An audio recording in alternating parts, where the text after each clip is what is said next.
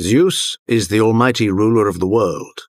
He has vanquished all, even the most fearsome of his opponents.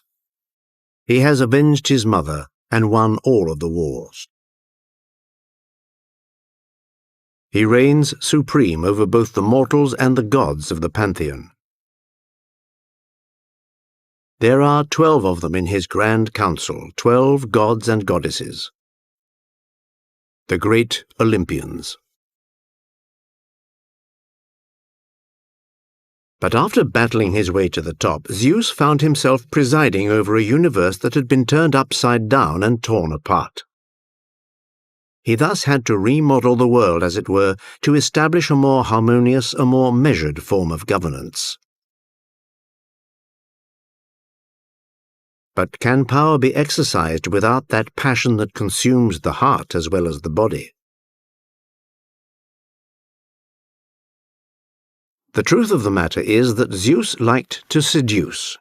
It was in fact through his many wives and mistresses that he would strengthen his own power. Zeus would acquire the assets of each of his conquests. Those who were to know him as rain, as a bull or as a swan, would give birth to a race of demigods and heroes whose names would become the names of almost every region in the world.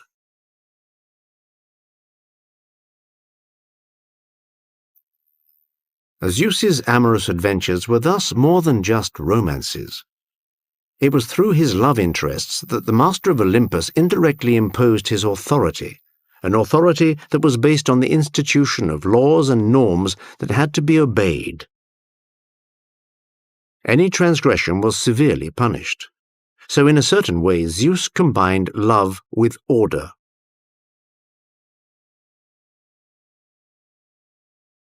First, there was Metis. Metis was a beautiful sea nymph. She represented prudence and wisdom as well as cunning. In the primordial time when the world was in gestation, her precious advice had enabled Zeus to avenge his mother and to rescue his brothers and sisters. So did the master of Olympus then propose to her out of gratitude? Gratefulness is not a strong point among those in power. No, Zeus was attracted to Metis. He was even very attracted to her. And as for Metis, how could she refuse? It was the king of the gods who was asking for her hand. The young nymph was flattered. She felt very honored. She said yes, and so they were wed. Their post-nuptial bliss knew no bounds until one day an oracle revealed to Zeus that after giving him a daughter, his wife would bear him a son, and that the boy would later dethrone him, as he himself had dethroned his own father, Cronus.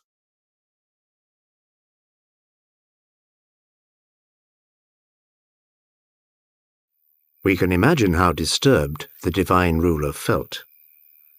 And so, in order to keep such a scenario from happening again, when Metis told him she was pregnant, Zeus challenged her to what was, to say the very least, a rather unusual contest. He dared her to outdo him by turning herself into different creatures. This game of metamorphosis is commonly played among the gods who have the power to change themselves into whatever they choose.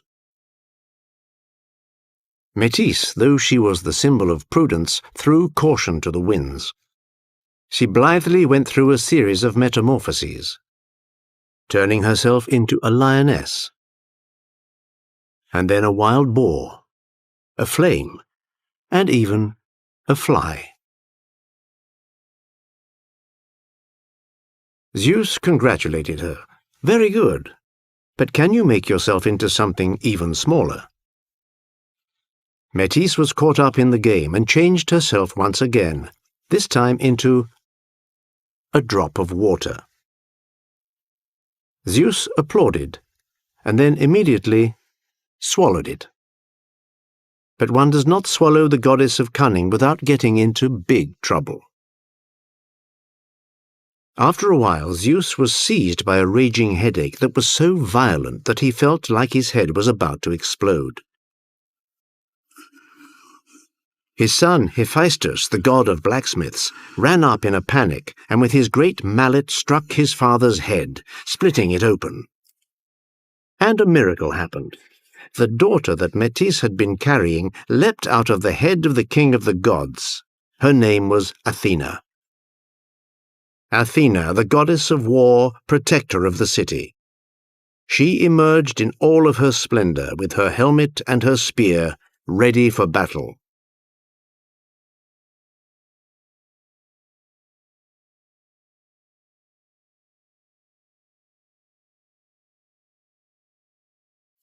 Rhea, Zeus's mother, became aware of her son's lustful tendencies.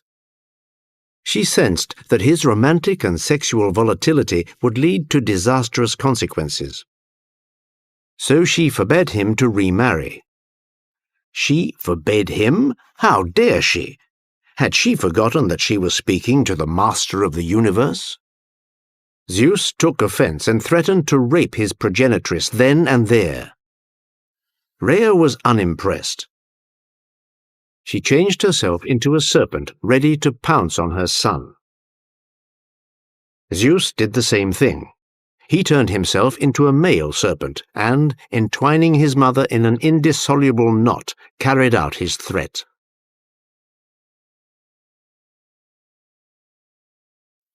With his mother out of the way, Zeus did not waste any time in choosing a new wife. And he did not choose just anyone. Through Metis, Zeus had acquired cunning and prudence. What he lacked was a sense of equity, a sense of justice. He therefore set his heart on the venerable Themis, a Titanide. Themis was the goddess of justice. She and Zeus would have 15 children together. To begin with, there were 3 lovely daughters, the Hours, 3 maidens who would oversee the regularity of the seasons. After that, they had 3 more girls, 3 more daughters who lived somewhere in an impenetrable cavern near Olympus.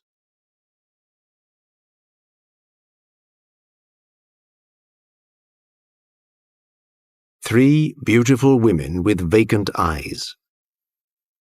They went everywhere together, connected by a thread, and they took on the appearance of simple spinners. At the mention of their names, mortals as well as gods trembled. Clotho, who spun the thread. Lachesis, who determined the length of the thread. And Atropos, the merciless Atropos, who cut the thread. That thread is, of course, the thread of life. It measured out the lives of mortals as well as the lives of the gods. The 3 maidens were called the Morai by the Greeks, and later on the Parcae by the Romans. Their decrees were absolute. Nobody had the power to change anything at all. Zeus himself acknowledged their superiority and never dared to challenge them. The Moirai were the 3 fates.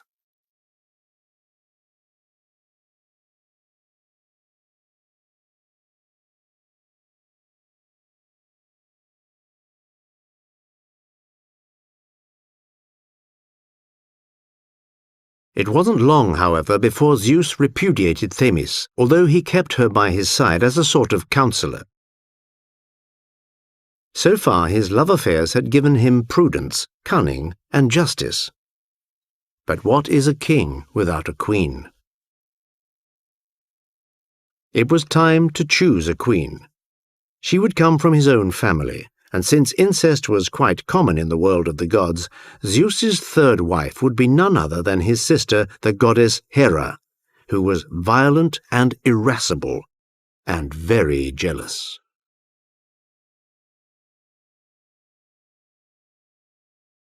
Brother and sister would be wed in secret on the island of Samos. In fact, with Hera, Zeus got caught at his own game. For Hera at first spurned his advances. Zeus tried to seduce her in vain. After several failed attempts, he appeared to her in the guise of a young bird that had fallen from its nest and was shivering with cold. Moved by the sight, Hera picked it up and held it against her in order to warm it up. At that point, Zeus changed back into himself and tried to ravish her. Not one to get flustered, Hera decided that she would give in to him, but only if he promised to marry her. Zeus, unable to contain his desire, agreed, and the beautiful goddess would lose no time in reminding him of his vow. Hera, it must be said, had many assets. Her beauty may have been a bit severe, but she took pride in her appearance and was known as the goddess of the white arms. She was irresistible.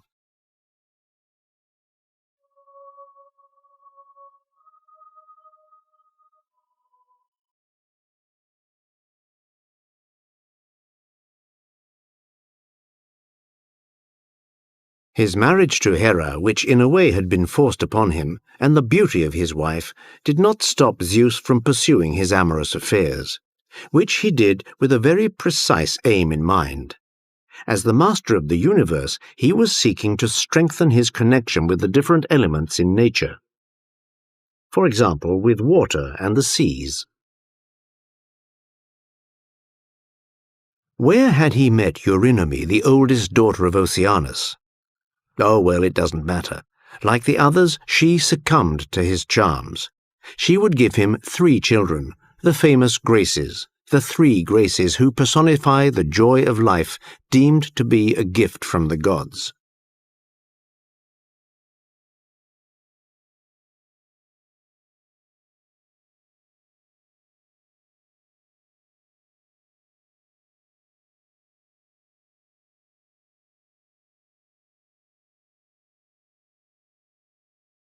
Later, Zeus would spend not less than 9 nights with another Titanide, the beautiful Mnemosyne, or Memory, who would give him 9 daughters, the Muses.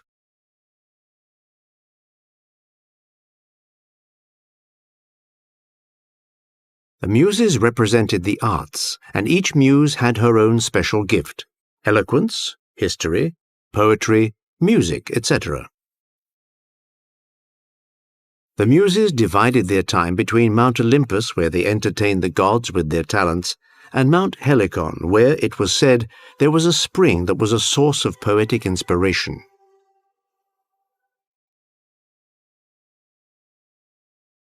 Among the gods there was one goddess whose beauty was unsurpassable as well as mysterious. She was the goddess of the night, Leto. Zeus desired her. He had desired her for a long time, and he wanted a boy, a beautiful boy, who would be the god of the light of the sun, the god of music and of poetry. He would get this child from the goddess of the night. Had he forgotten Hera, his wife, who was as vengeful as she was jealous? Leto was a mistress that Zeus regularly honored with his favors. She soon became pregnant with twins, but the queen of Olympus, exasperated by her husband's latest escapade, sent Python, a monstrous serpent who rose out of the depths of the earth, to pursue poor Leto.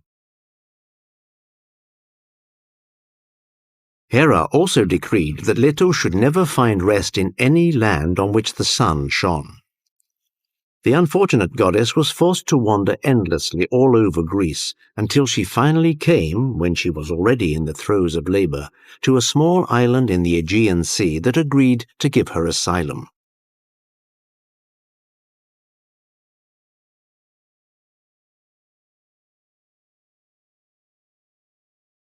She gave birth to a girl, Artemis, and to a boy, Apollo.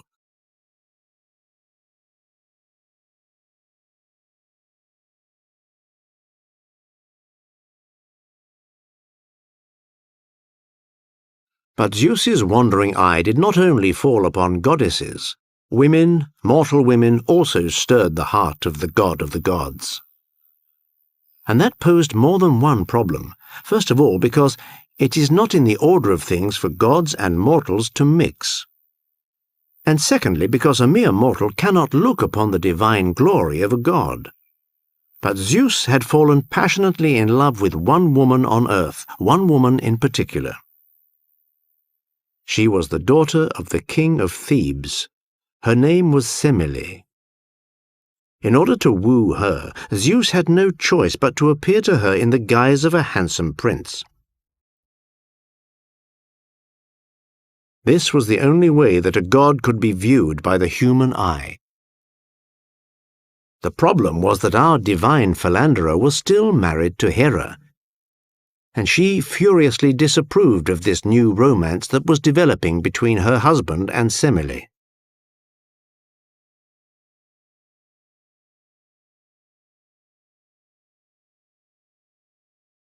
Hera had no intention whatsoever of turning a blind eye. She took on the appearance of Semele's old nurse, an elderly woman whom Semele loved and trusted, and went to see her.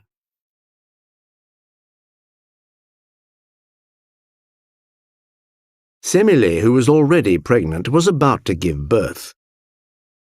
"This man who claims to be Zeus," the old nurse said to her, "are you sure he's not an impostor? Then tell him to show you who he really is.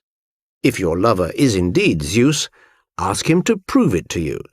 Let him reveal himself to you in all of his splendor, just as he appears to the other gods." These words did not fail to strike a chord with Semele. She began to doubt. This man, her lover, could it really be Zeus?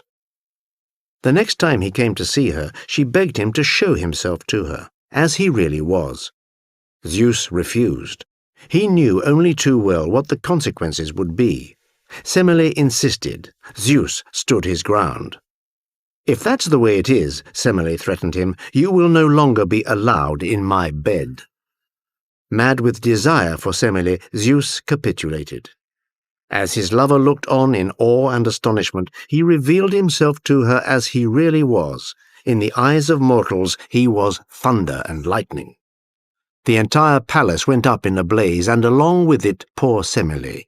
She had just enough time to give birth to her child before she was consumed by the flames. Miraculously, the fire spared her child. It was a boy. Zeus took the infant with him. He would be called Dionysus.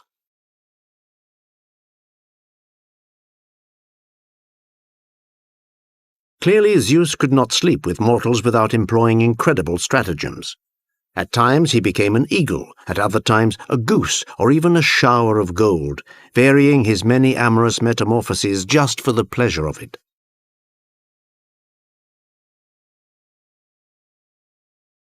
On seeing an exquisite young woman playing on the beach, Zeus felt his heart throb wildly once again.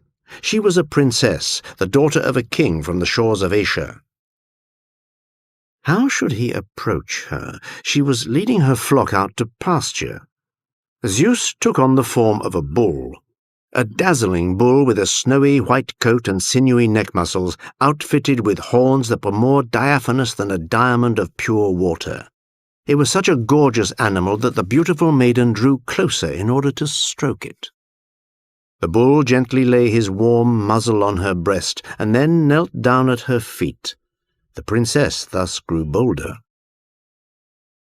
In spite of the protests of her servants, she climbed onto the animal's back. It immediately jumped to its feet and rushed toward the shore.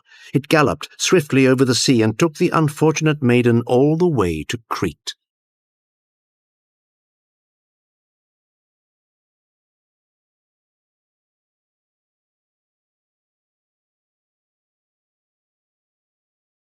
Once there, Zeus changed back into human form and then satisfied his desire. The princess from Asia who would live here in Crete from now on was named Europa. To thank the animal that had enabled him to abduct the princess, Zeus placed the bull up among the stars. Keep your eyes on the sky. Not too far away from here is the Big Dipper. Its real name is Callisto. In Greek, Callisto means the most beautiful. It is therefore hardly surprising that Zeus fell head over heels for this nymph. There was just one thing. She was one of the servants of the goddess Artemis. Artemis was the goddess of hunting. She was also the goddess of virginity. Callisto had thus taken a vow of chastity. No man was allowed to get near her or her companions, who were all virgin huntresses. The last man who transgressed the rule was a hunter named Actaeon, and he was punished in a most dreadful way. Artemis changed him into a stag who was devoured by his own hounds.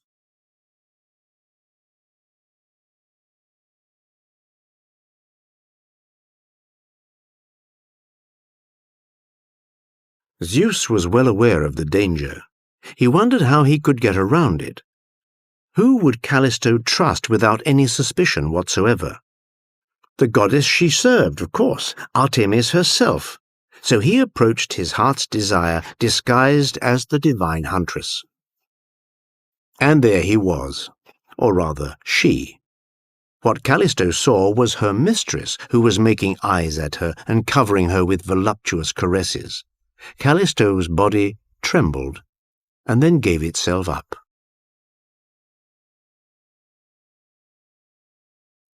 Several months went by. Callisto noticed with astonishment that her belly was growing. What was happening? Was it possible to get pregnant by a woman? It didn't take Callisto long to realize that she had been deceived by Zeus. If, by some misfortune, Artemis were to find out, that would be the end of her. A terrified Callisto desperately tried to conceal her pregnancy in any way she could. She kept herself hidden, wore larger and larger garments. But one day when she was bathing in the river, Artemis, the real Artemis, discovered the truth. Callisto had gone astray. It didn't matter whether she'd been tricked into giving in by a god or a mortal. She had to be punished. Sensing the goddess's wrath, Zeus, who was worried about Callisto's unborn child, immediately turned his lover into a bear and hid her away in the mountains. But he underestimated Artemis's abilities. Was she not, after all, the goddess of the hunt? Weren't her attributes a bow and arrow and her quiver?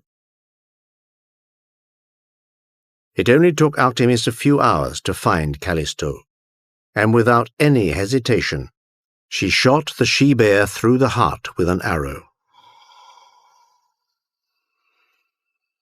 Callisto was dying.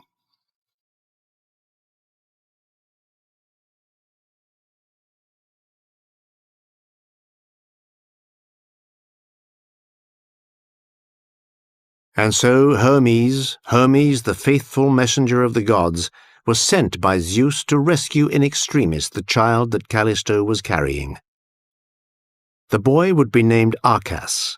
He would become king of Arcadia. And what about poor Callisto? Zeus didn't forget her. He put her body up in the sky to become Ursa Major, the Great Bear, commonly known as the Big Dipper.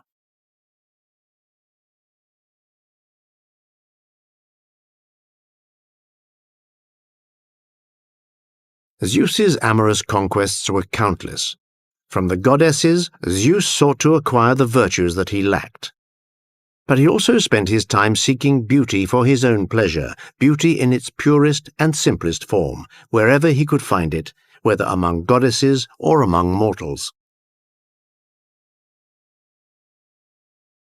Zeus may have been the master of Olympus, but in matters of love, he was not any better than the rest of us mortals in overcoming his desires.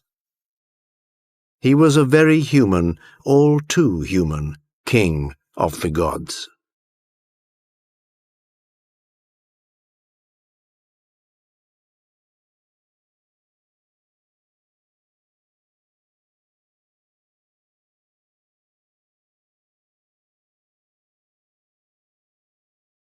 This is the father of the gods and of humanity, a figure to whom everyone, whether mortal or divine, owes obedience.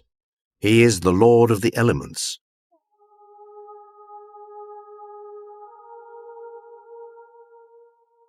He controls all of the atmospheric phenomena, the violent winds as well as those that bring life-giving rain.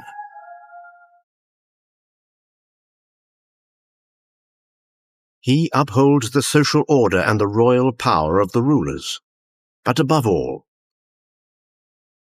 he wields the one and only weapon of mass destruction of his time, lightning, which he uses against anyone who dares to challenge him.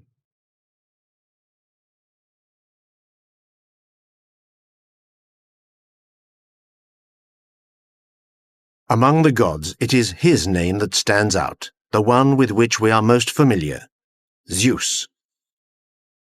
Take a good look at him. Observe how majestic he is with his long hair and his magnificent beard. In one hand he holds a scepter made of cypress wood, the symbol of his royalty. In the other, the aegis, which he uses to create thunderstorms. A supreme ruler must have a supreme abode. Zeus dwells in the lovely, peaceful upper regions that lie above the Earth's atmosphere. The mountains are his thrones, but his most famous residence is on Mount Olympus. That is where he has his palace, which was built by his son Hephaestus, the god of fire and blacksmiths. Yet Zeus was not always this almighty god. In fact, his birth destined him for an entirely different fate.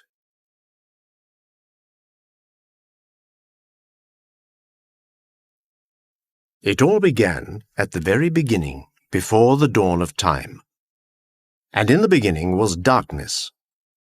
And out of this darkness came chaos, the void filled with infinite obscurity. Then Gaia was born, the earth, the primordial goddess, the mother goddess.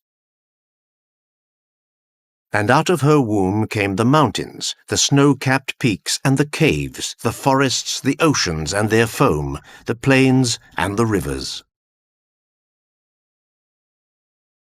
Later on, as the world took on form and shape, Eros appeared, the invisible force that breathes an irresistible desire into creatures to come together and mate. Gaia, Mother Earth, was all alone.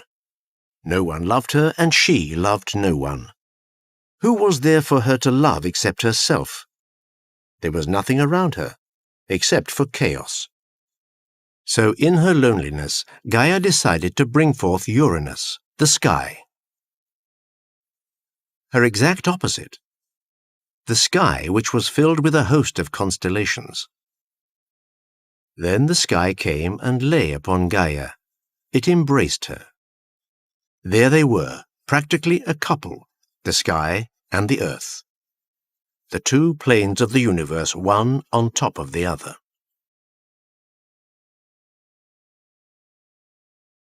And then what? Well, wouldn't it be good if this embrace could lead to the creation of living beings? That is where Eros came in. Surreptitiously, he breathed that mysterious urge into Uranus that is called desire, and Uranus gave in to it. He came together with Gaia, and they made love. Not just once, but 100 times. Not just for a day, but for 1,000 days. And soon a swarm of children were born.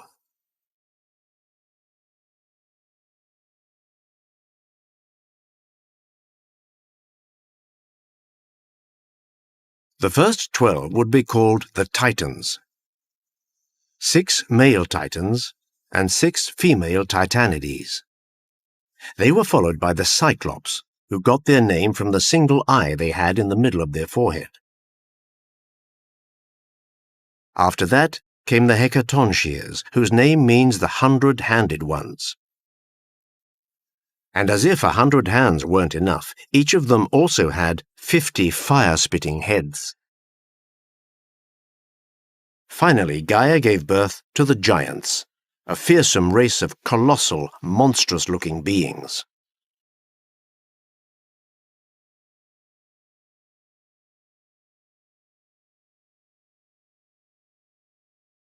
There was only one problem. All of these children were unable to move. They were forced to remain inside their mother, imprisoned in the very place in which they were conceived. The reason was that Uranus, the sky, was literally pressed up against the earth, Gaia. Between them, there was no space at all for their offspring to emerge into the light, to have an independent existence of their own. As soon as they tried to get out, their father, Uranus, would brutally shove them back inside.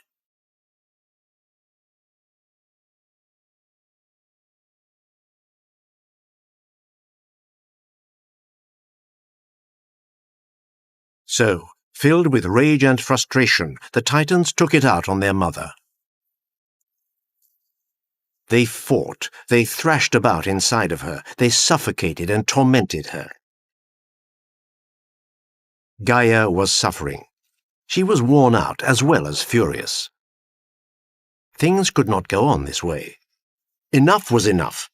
Gaia decided to rebel, and she ordered her children to turn against their father.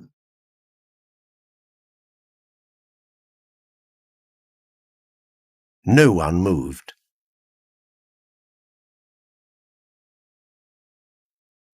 No one except the youngest of the Titans, Cronus. Cronus agreed to attack his father with the help of his mother. Unbeknownst to Uranus, Gaia secretly made a sickle out of flint and gave it to her son. All he had to do was wait for the right moment. And that moment wasn't long in coming. The ever-ardent Uranus came to make love to Gaia. As soon as he penetrated her, Cronus grabbed his father's genitals in his left hand and with the sickle cut them off and tossed them into the sea.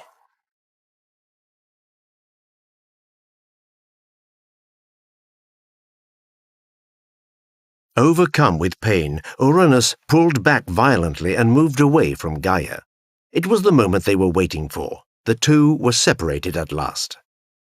From then on, Uranus, the sky, remained in his place high up above the world, never to move again. The Titans, the Cyclops, the giants were finally free to leave their mother's womb. It's said that the drops of rain that fall from heaven are in fact the tears of Uranus, tears of sorrow, tears of remorse, tears of nostalgia. With Uranus vanquished, Cronus became the ruler. Soon afterwards he married his sister Rhea. One might have thought that this would lead to a reign of peace, but it is well known that once they take power, rulers are loath to relinquish it. Having been warned by Gaia that one of his sons would steal his throne one day, Cronus devoured each of his children alive as soon as Rhea gave birth to them.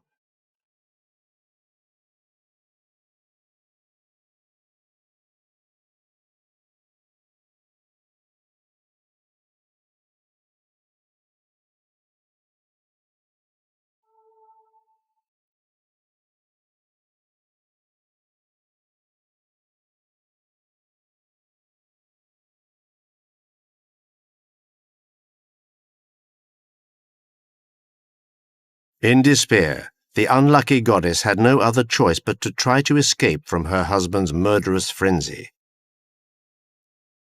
When she became pregnant again, she decided to run away.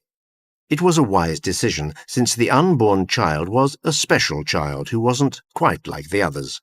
It was Zeus, and she would not have him put to death. So Rhea ran away. She came to an island by the name of Crete, where, in great secrecy, she gave birth to the child. After she had entrusted her baby to the nymphs, the deities who personify the vital forces of nature, Rhea went back to Cronus. Cronus knew that his wife had been pregnant, and he was expecting her to give him the newborn child. But Rhea had planned everything out. Instead of the newborn baby, she gave Cronus a stone wrapped in swaddling clothes. This was apparently enough to fool the voracious Titan, who immediately devoured it. How could he have known that one of his sons up in Mount Ida in faraway Crete would return to avenge his mother, to free his brothers, to strip him of his honors, and reign in his place over the immortals?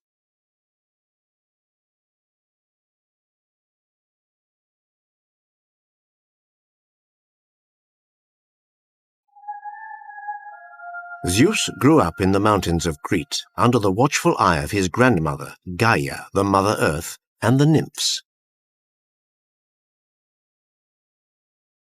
He was fed on nectar and ambrosia, which was brought to him by the doves and the eagles. He savored the delicate honeycombs that the bees made for him alone.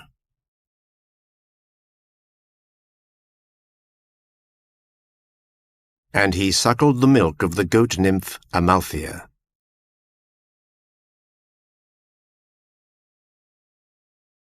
Later, after he had become master of the universe, Zeus would show his gratitude to these nurses and guardians. Amalthea would be raised up into the heavens to become the constellation Capricorn.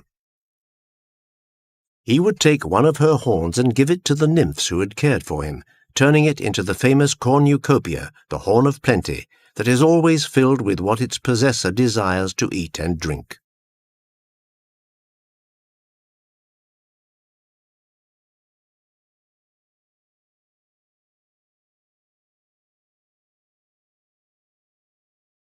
Meanwhile, little Zeus was in danger. Cronus had found out that his wife had tricked him. He set out to search for the son who had got away from his bloodthirsty clutches. He knew that his throne was at stake.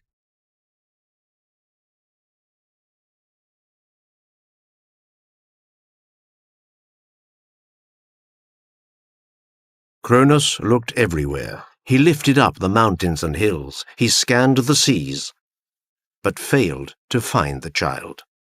And for good reason. The cradle containing the infant Zeus was in a cave up on Mount Ida, and some rather curious creatures were posted at its entrance. Who were they? The Curetes. The Curetes were a group of boisterous demons whose orders were to perform war dances, which consisted of striking their spears and shields together in order to keep the cries of the young god from reaching his father's ears. Time went by. Zeus grew up. He had learned about Cronus's gruesome deeds from his mother, and as he grew older, he thought more and more about taking revenge on his unworthy father.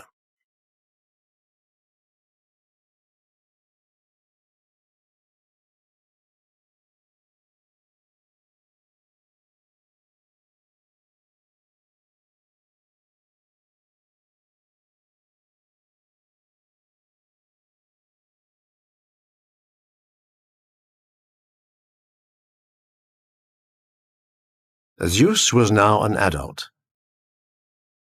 He met an Oceanid named Metis, a sea nymph, who was the daughter of the Titans Oceanus and Tethys.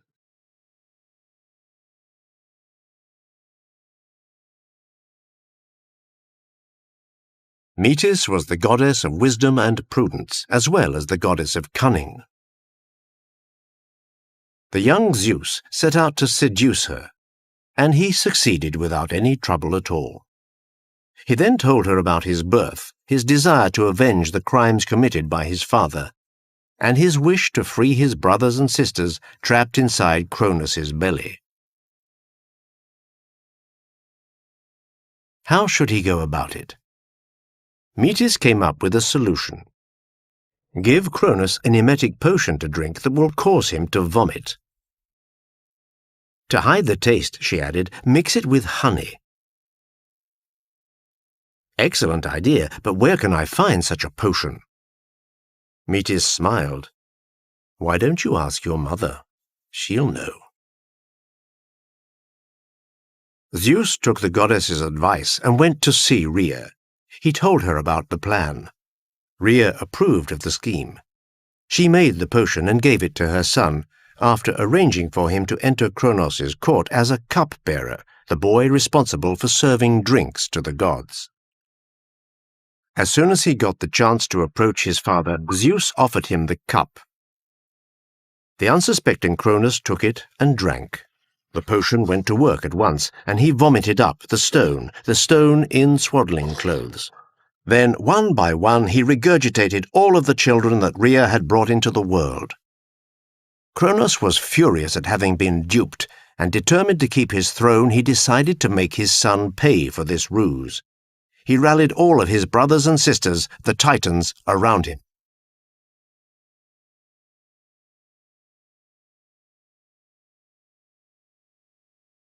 In the meantime, Rhea's children naturally sided with Zeus up on Mount Olympus. 6 Olympians against 12 Titans. Thus began the great and terrible war. It would be known as the Titanomachy and would last for hundreds of years.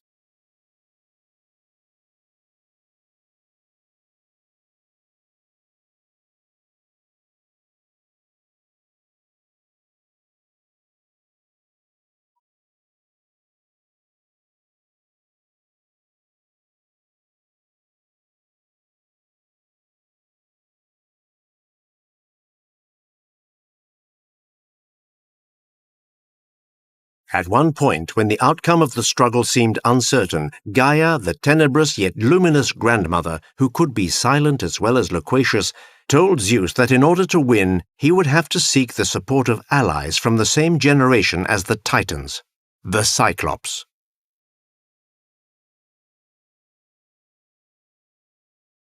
The Cyclops were primordial deities. That is, they still had within them all of the brutality, all of the violence inherent in the earliest beings. In addition, Gaia explained, the Cyclops would also give Zeus the greatest of weapons, the weapons of thunder and lightning.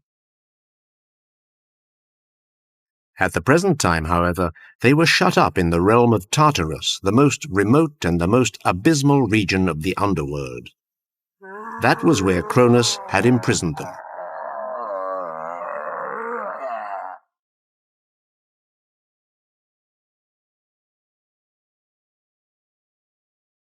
If Zeus were able to free them, they would join forces with him. Zeus agreed. He released them, and with the support of the one-eyed monsters, he soon defeated the Titans.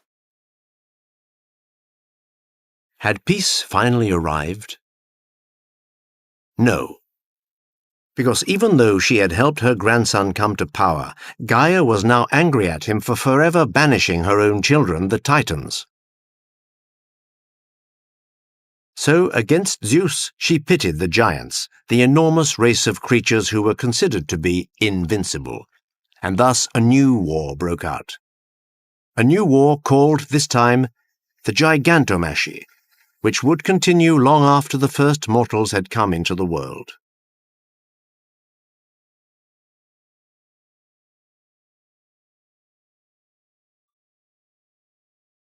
Zeus gathered his brothers, his sisters, and his children around him, and they fought back. The battles were fierce. Zeus managed to prevent the giants from getting their hands on the magic herb, a plant that was said to protect them from death. But even that did not stop Gaia. She refused to give in. Knowing that he could not defeat the giants without the help of a mortal, Zeus came up with an idea. He found his way into the bed of the daughter of the king of Mycenae, Alcmene, who gave birth to a being of extraordinary strength, Heracles. Every giant that was wounded by Zeus was then killed with an arrow by Heracles.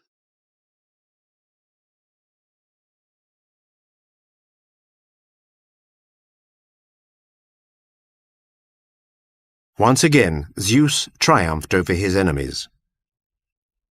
And as if to mark this victory with a tangible memento, he would have the big stone that Cronus had swallowed in his place and then regurgitated, placed in Delphi. This was the Omphalos, the navel of the world, the center of the universe. And it is still there today.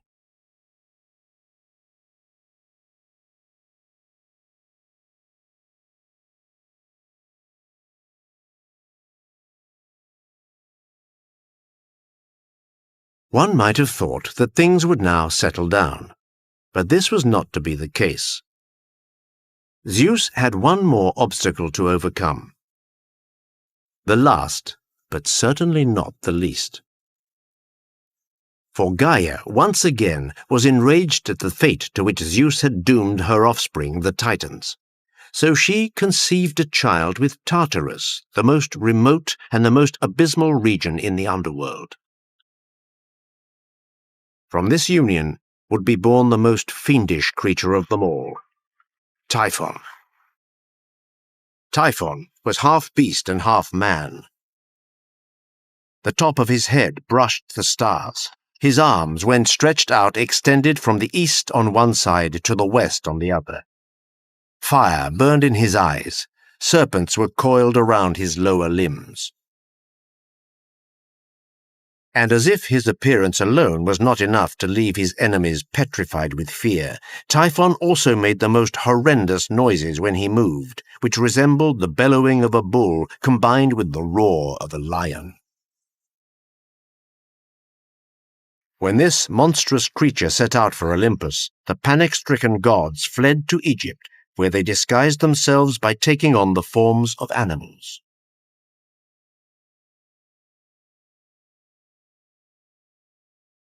Apollo became a hawk, Hermes an ibis, Ares a fish, Dionysus a goat, Hephaestus an ox. Only Zeus stayed behind to fight the monster.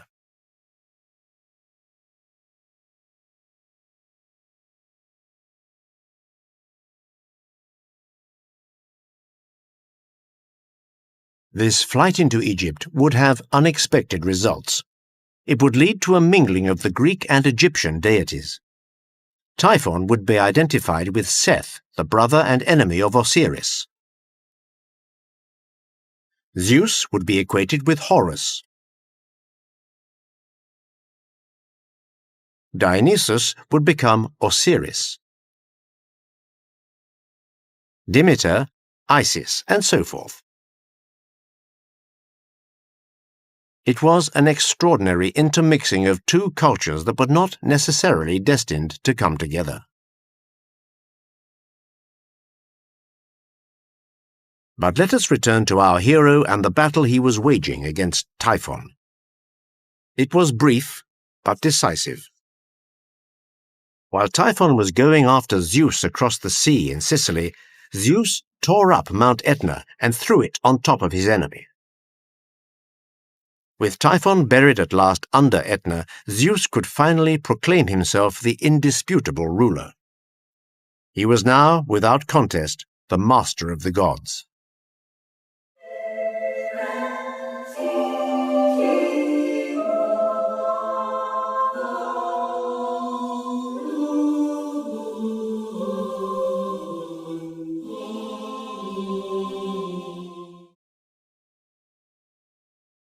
It was now time to divide up the cosmos. Zeus set himself up as the supreme ruler and chose as his residence the realm of the sky. Poseidon, his older brother, was promoted to Lord of the Seas. His other brother, Hades, was given the keys to the underworld with the power to reign over the forces of darkness. The end result was a universe that was now structured and stratified. At the top was the organizing power of the world that was born out of chaos. Everything that had once been a part of the sky had been driven out, either imprisoned in Tartarus or sent down to earth to be among the mortals.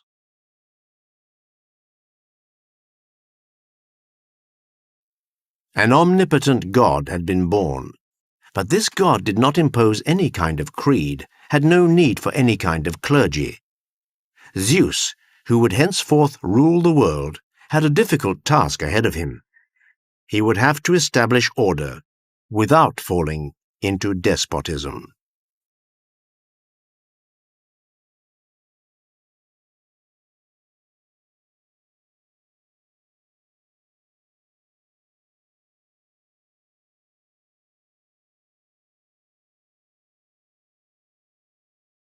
A terrifying river which reeks of death. It flows towards the abyss. The water is black. The sun's rays never shine on it. The Styx. Such is the name of this damned river. It crosses magmas of molten rock and metal. Slowly, it converges on a vast swamp at the center of the underworld. On its banks, an indistinct crowd. Shadows. Those who were just a few minutes earlier still alive. Suddenly, a dilapidated boat surges out of this limbo. A standing figure observes the shadows. He is an old man, ugly, bearded, dressed in rags. His name? Charon. His task? To ferry the shadows across the Styx to the land of the dead.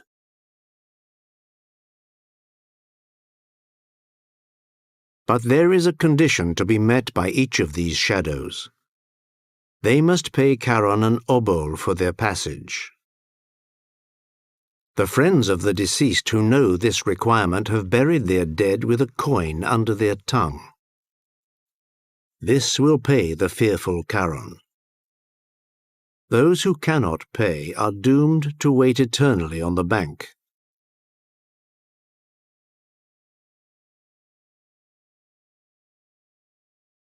Charon beckons a group forward.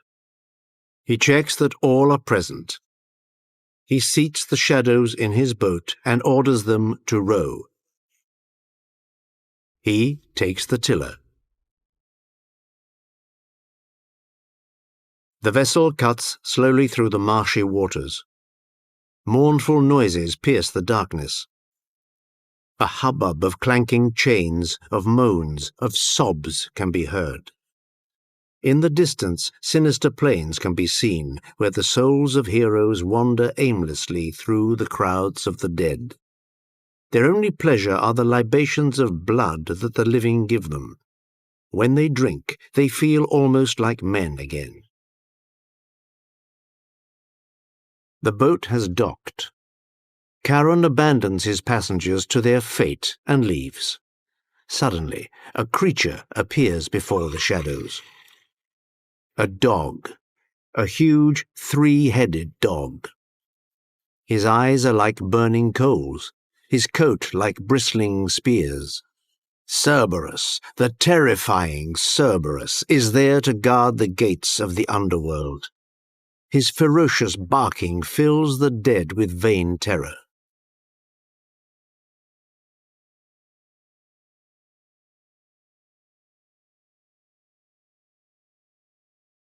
Cerberus is perfidious, flattering those who approach him, drawing them to him by the movement of his tail and his ears. But once over the threshold of his master's palace, Cerberus never lets them out again, and he devours whosoever tries to escape.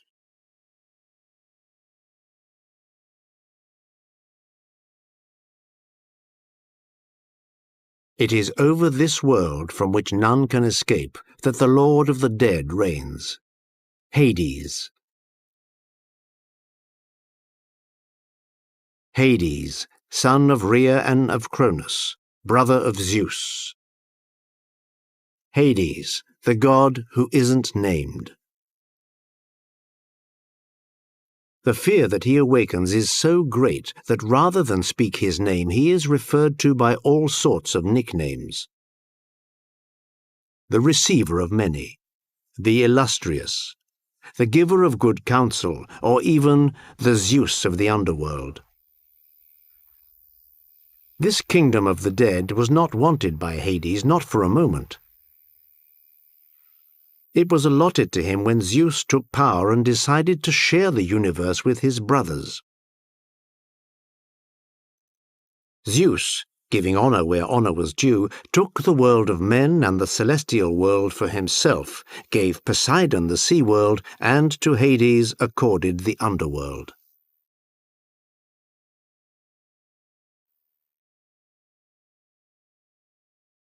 This dwelling is regarded with horror even by the gods. As with all kings worth their salt, Hades holds a scepter in his hand with which he mercilessly governs the souls of the dead. Here, in the bowels of the underworld, surrounded by frowning divinities, his servants, his messengers, Hades decrees his laws over the people of shadows. Laws as simple as they are inflexible. Once the shadows are judged, they are directed to one of three paths which snake through the underworld. The first one leads to the asphodel meadows, where the vast majority of imperfect souls reside. Neither good nor bad, pale reflections of the living. The second path leads down to Tartarus, the deepest part of the underground abyss. This is where the worst criminals are found. The Titans and the giants, the Hecatoncheires, all those mortals or gods who dare defy Zeus. And lastly, a small minority take the third path, which leads to the Elysian fields. A sort of paradise where eternal springtime reigns. No more pain, no more old age. A gentle breeze is felt only as it spreads the smell of flowers. Fragrant hedgerows shade the fortunate dead. But in fact, even here, the dead hanker after life.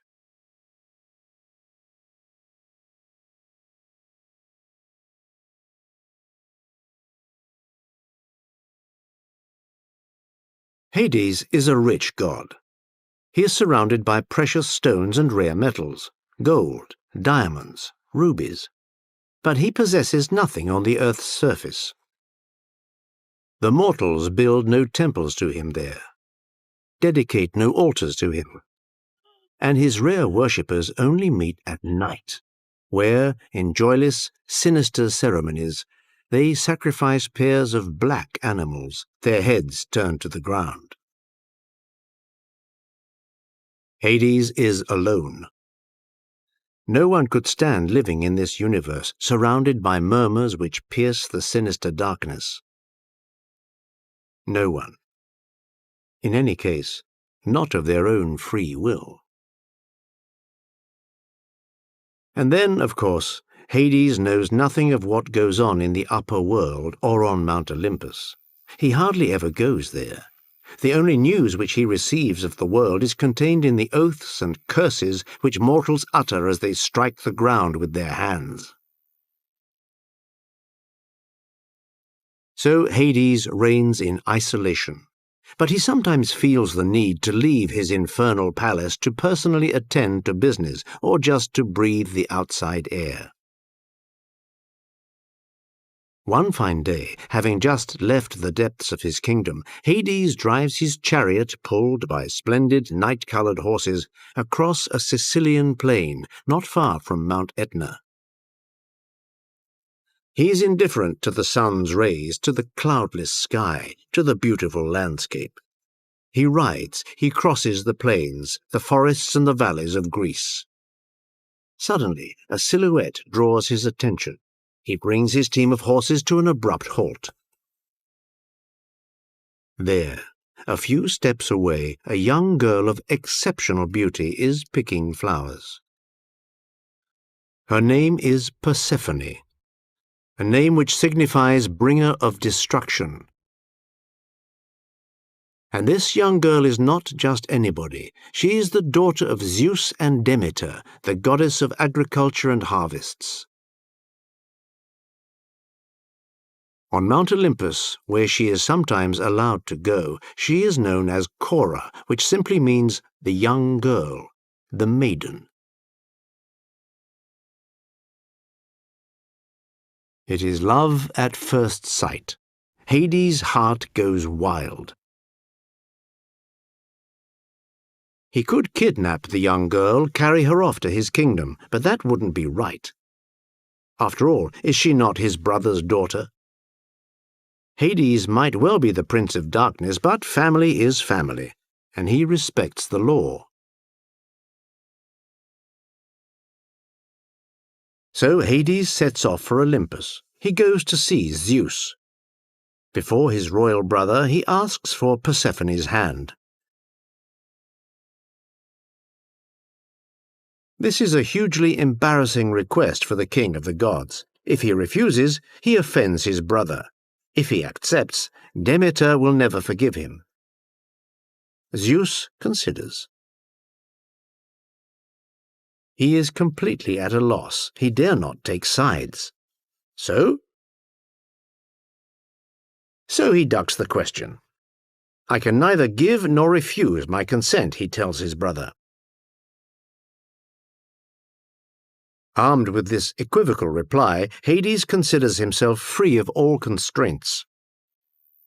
He climbs back onto his chariot and takes the road back to Sicily and the plain of Aetna.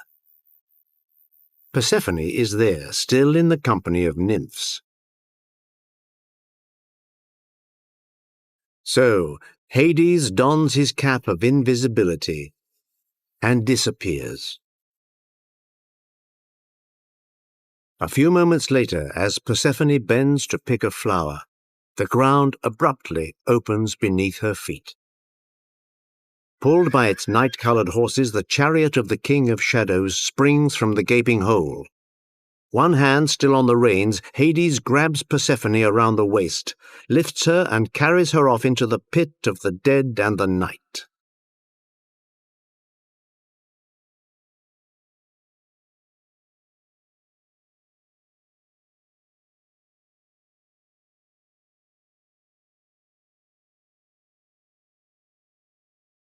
When her daughter doesn't return, the goddess Demeter, overcome with worry, goes to look for her. She questions all those she meets, but none dares tell her the truth, not the men, nor the gods, nor the nymphs, nor the birds. No one.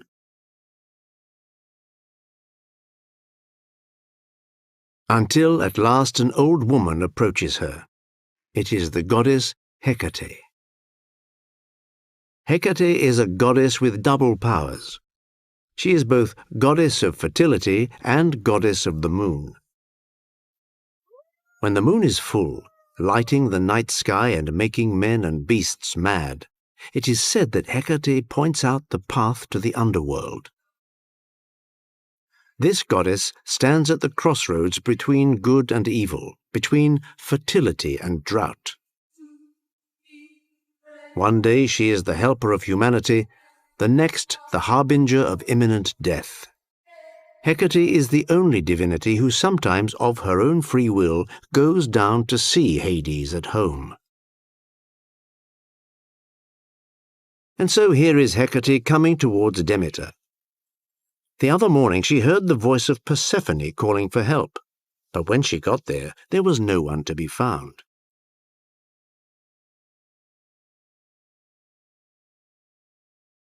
Demeter, without pausing for breath, for 9 days and 9 nights, continues her search. She hunts through the woods and the forests, scours the lakes and the mountains, the hills and the valleys, all in vain.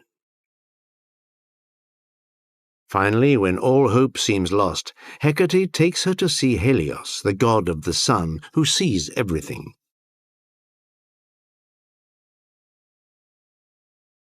And Helios decides to name the guilty party. Hades.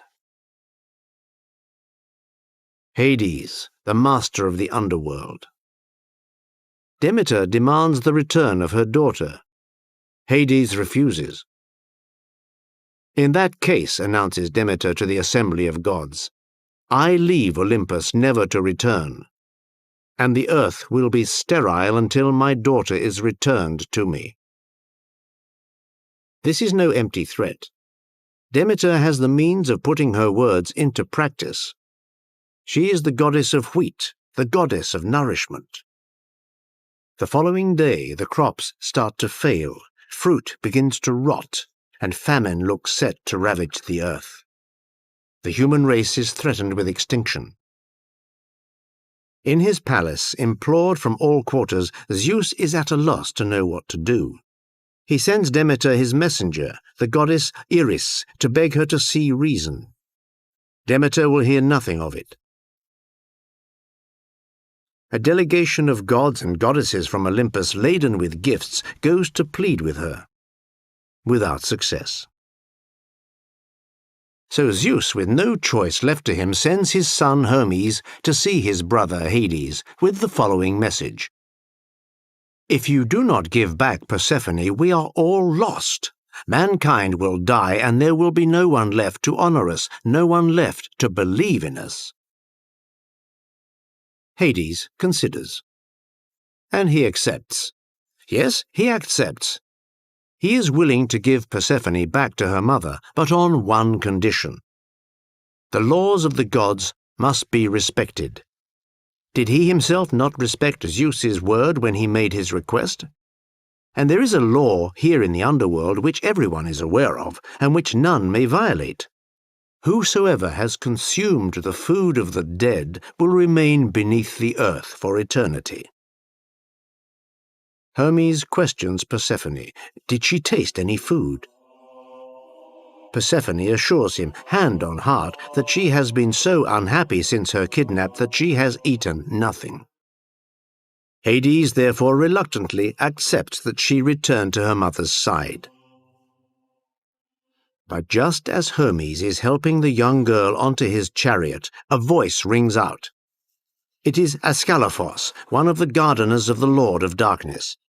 She's lying, he declares, specifying that he saw Persephone pick a pomegranate and eat 7 grains from it. He is willing to bear witness to it. Ascalaphos is to regret these words later when Demeter turns him into an owl.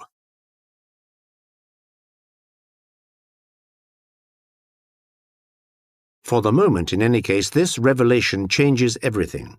If Persephone has tasted the food of the underworld, then she must remain there. It's the law, and even Zeus must respect it.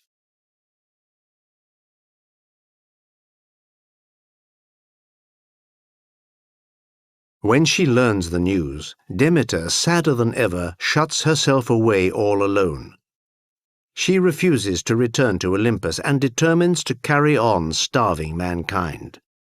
Exasperated, Zeus paces around, sleeplessly cogitating. And all the while, famine continues to spread and wreak havoc amongst mortals. Zeus explains the problem to Rhea, his mother. For Rhea is also the mother of Hades and of Demeter. And it is Rhea who will once again preside over the negotiations between her 3 children, Zeus, Demeter, and Hades. There is discussion, there is debate, there are tears, and at last agreement is come to. Persephone, because she has tasted the food of the dead, will spend her winters in the underworld, and the rest of the year she will be in the fresh air with Demeter.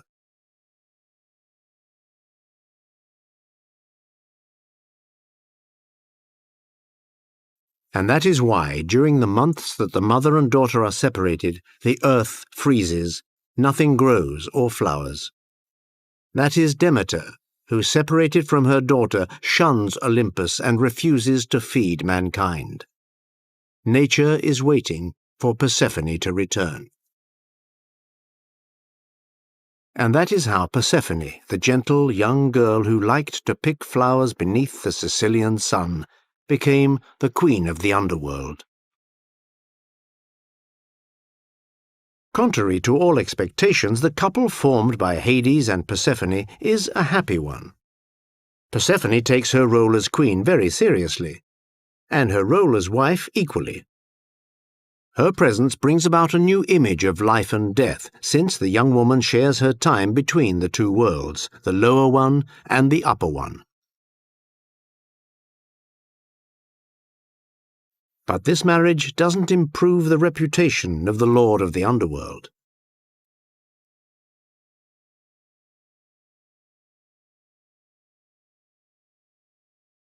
Who is Hades, really? It would be wrong to reduce him to just the god of death. He isn't exactly death. Death is another god, Thanatos. Contrary to what is usually believed, Hades is neither satanic nor evil-doing. It is not he who torments his subjects. That is the Erinyes, the goddesses of vengeance who are a law unto themselves. Look at them, crowned with snakes, armed with whips. It is they, the Erinyes, who relentlessly persecute their victims, going so far as to make them mad. Hades has nothing to do with that. He governs the underground world. He reigns over this kingdom which he never wanted, but which was allotted to him against his will. He is surrounded by monstrous creatures with precise functions. Out of duty, he pretends to be pitiless, but in his heart he is also wise, sometimes tender. He is capable of showing a certain indulgence if approached in the right way. As proof, we have this man who has just knocked at his door. A visitor, come of his own free will, and before death has come to reap him. His name is Orpheus, a warrior, but also the most famous poet and musician of all times. With no weapon, no violence, it is with his lyre and his voice that Orpheus has managed to fight his way through to the infernal couple. Orpheus, after a life of adventures and exploits, met Eurydice, a nymph of incomparable grace. Struck to the heart, Orpheus was overcome by an immeasurable passion for her. And he married her. But their happiness did not last long. Eurydice died.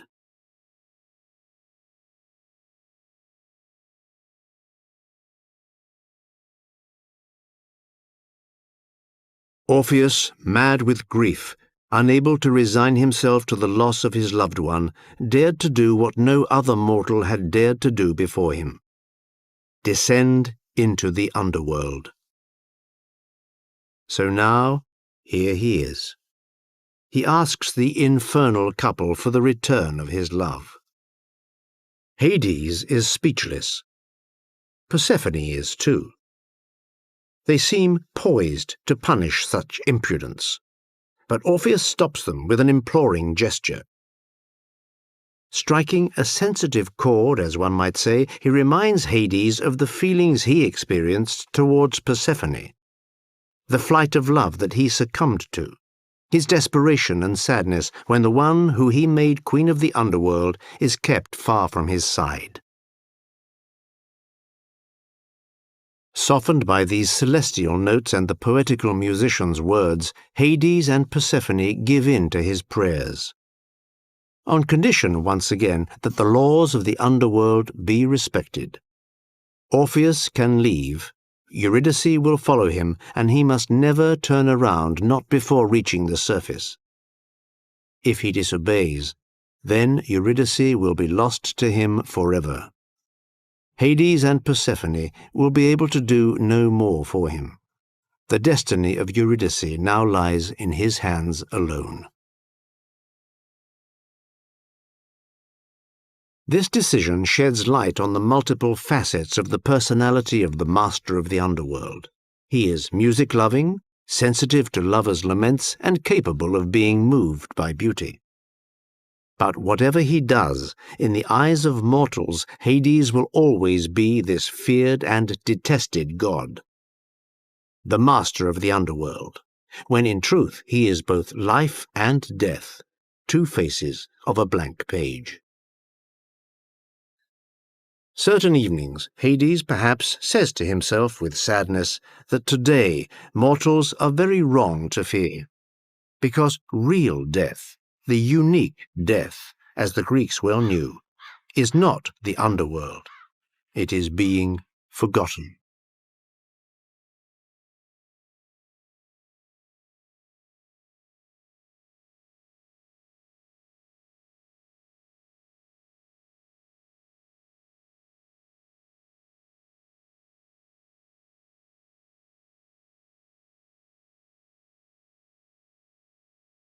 What is this silhouette we see in the distance, on the ocean? A woman. A naked woman rising up from the sea foam. Her hair is a river of gold. Her eyes twinkle like stars. Her figure is perfection itself.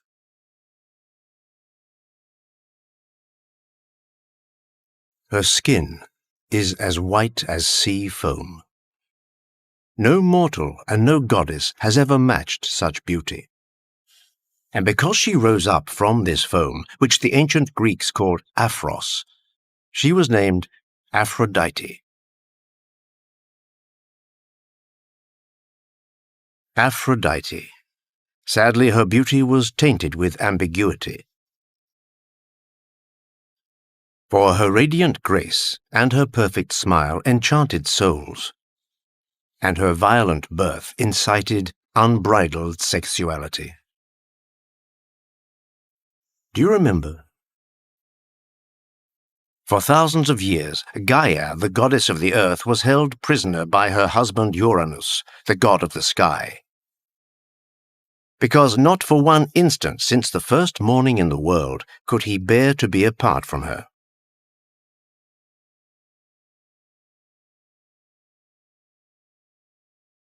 He remained stuck to her like a leech. And the poor Gaia was suffocating. But Gaia wasn't the only one to suffer from the stifling presence of Uranus. There were their children, too. Every time they tried to leave their mother's bosom, Uranus violently forced them back.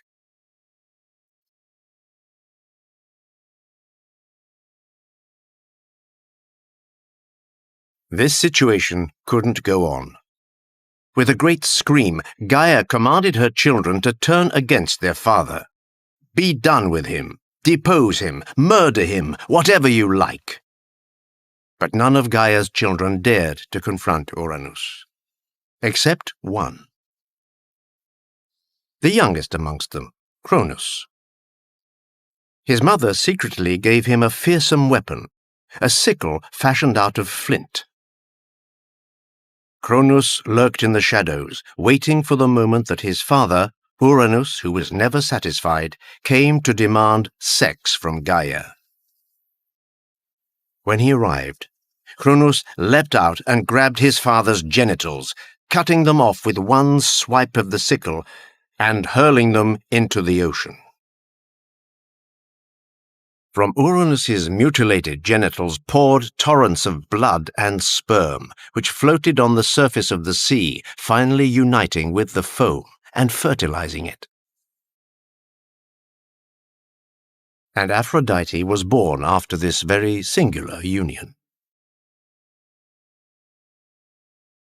So Aphrodite would come to symbolize both true love and sexual attraction. She would be the goddess who encouraged marriage, while also encouraging men and women, husbands and wives, to take part in extreme erotic follies. She would lead mortals to all kinds of lust and excess.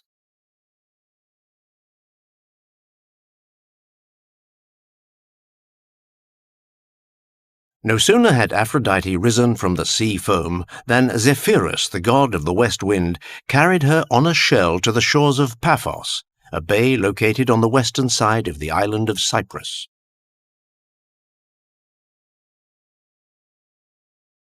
Zephyrus entrusted Aphrodite to the Hours, the benevolent deities who personified the 4 seasons, so that they might educate her. The Hours taught her elegance and charm, and they presented her with a magnificent gift. A beautiful gold belt, a magic belt, which would make her irresistible to all.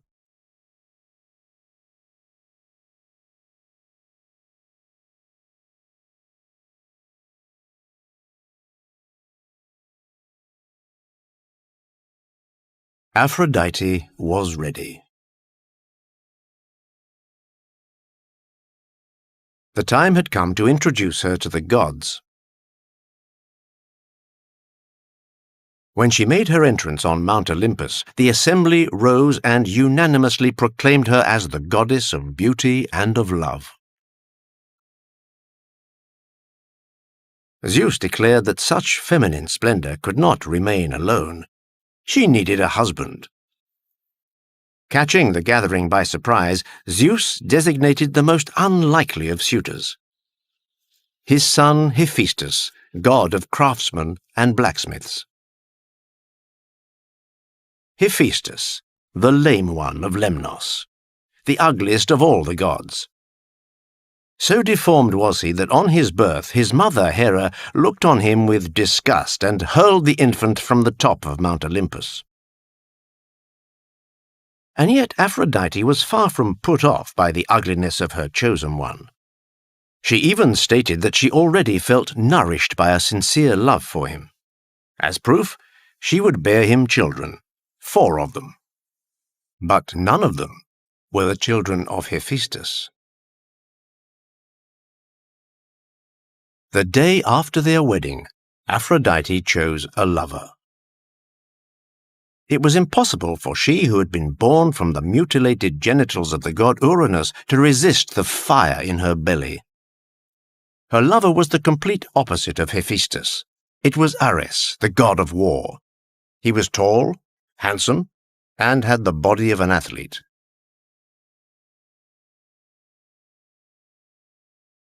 The moment that Hephaestus, who worked at night, went to his forge where he crafted the weapons and jewelry of the gods, Ares slipped into bed beside Aphrodite and disappeared before dawn. This situation lasted a long while, and poor Hephaestus didn't suspect a thing. But like always, lovers end up making a fatal mistake. One night, lying side by side in bed, Aphrodite and Ares unwisely continued their lovemaking until after the first fires of dawn reddened the skyline. The dawn was the moment when Helios, the god of the sun, left his bedroom on Olympus to undertake his long daily voyage from east to west. And one of the privileges Helios enjoyed was that from on high he could see everything that was taking place on earth. And what he saw that morning gave him a start. Aphrodite and Ares entwined in the bed of Hephaestus. Helios, like many of the other male gods, was not indifferent to Aphrodite's charms. He would have loved to be in Ares's place. Feeling spurned, he hurried to denounce Aphrodite to her husband. Hephaestus was devastated. Surely not the pure, lovely, sweet, adorable Aphrodite. Caught between rage and shame, he began to think up a plan to avenge himself. A plan as subtle as it was fearsome. That very evening, in his workshop, Hephaestus put all of his craft to work to forge a hunting net from bronze. Its mesh was so fine that it couldn't be seen by the naked eye. Fine, yes, but impossible to break. Then, on a day that Aphrodite was absent, he entered their bedroom and fixed the net to their bedposts. Once he was sure the trap was perfectly set, he announced to all on Olympus that he was going on a long voyage.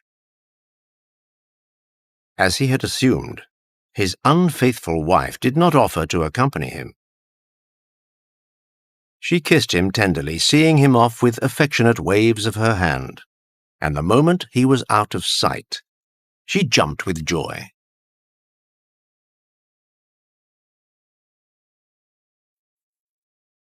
That night, as Aphrodite received Ares to give full rein to their passion, Hephaestus was there, hiding. Seeing his wife unabashedly giving herself up like this, he was seized with grief, and his hands began to shake.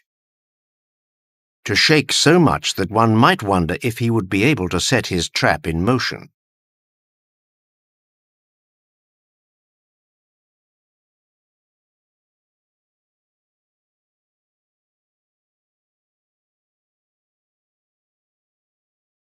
But there they were, the two lovers, imprisoned by the net of bronze, trying to fight their way out.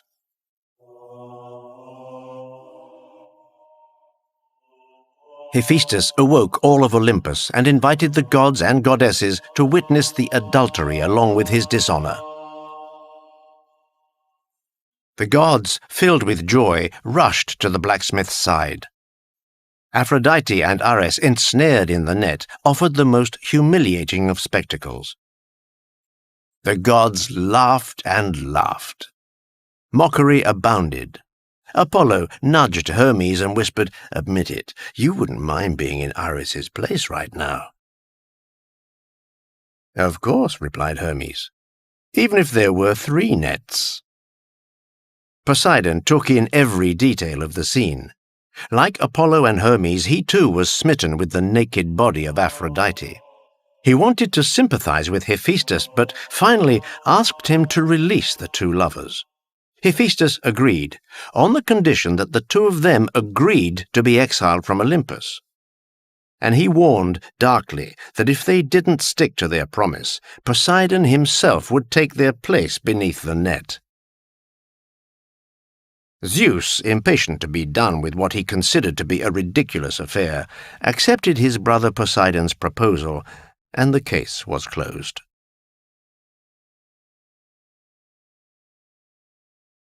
Ares, once freed, went into exile in Thrace. As for Aphrodite, she didn't appear to be too bothered by the misadventure she had just experienced. Freed, she decided to return to Cyprus. But before setting off, flattered by the admiring stares from Hermes' eyes, she gave herself to him for an entire night.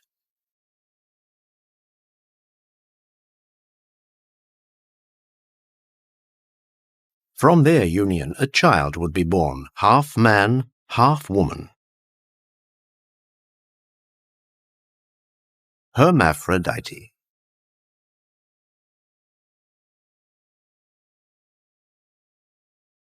But Aphrodite had been humiliated, and she decided to get her own back. As the gods had mocked her, they would pay for it.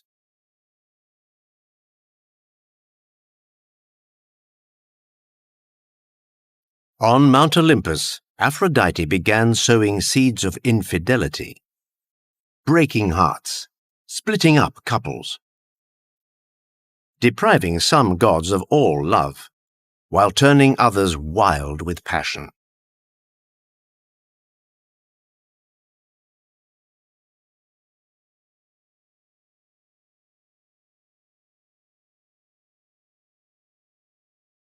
But one day, Aphrodite would also be caught up in the torment of love.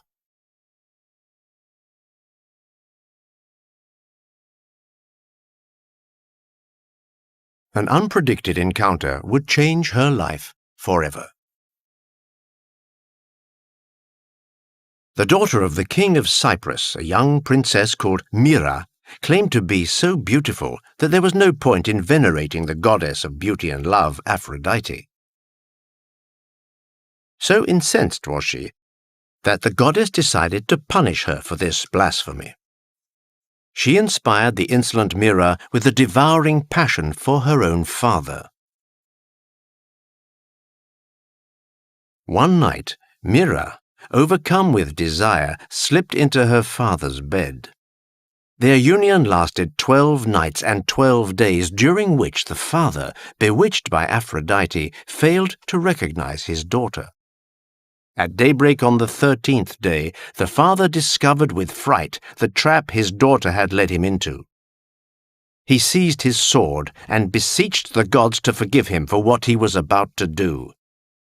Kill his daughter and then himself, thus atoning for the immorality which had dishonored his palace. In fright, Myrrha fled. She ran and ran all the way to the forest. But her father, despite his ripe age, could still run faster. Realizing she was done for, Myrrha fell to the ground and implored Zeus to spare her.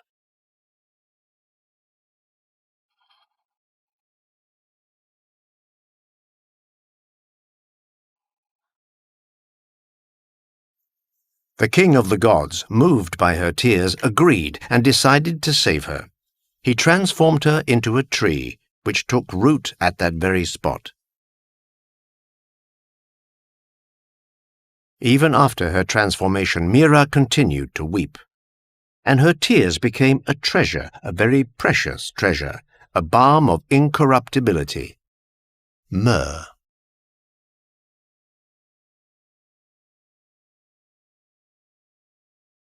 "9 months later, the tree suddenly split open, and a beautiful infant boy walked out. Adonis.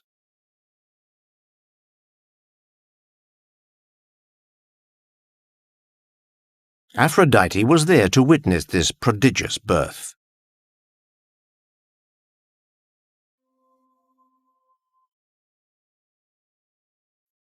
The young Adonis was a marvel to behold.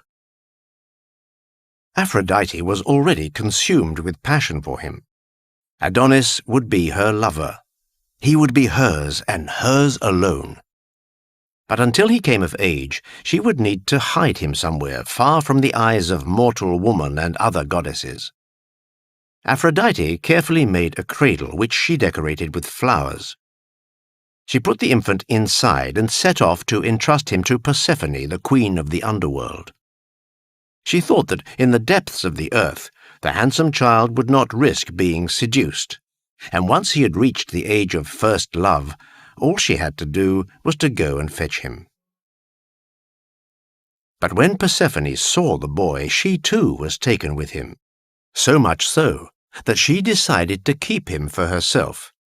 And she raised him, mollycoddling him and showing affection which was far more than just motherly.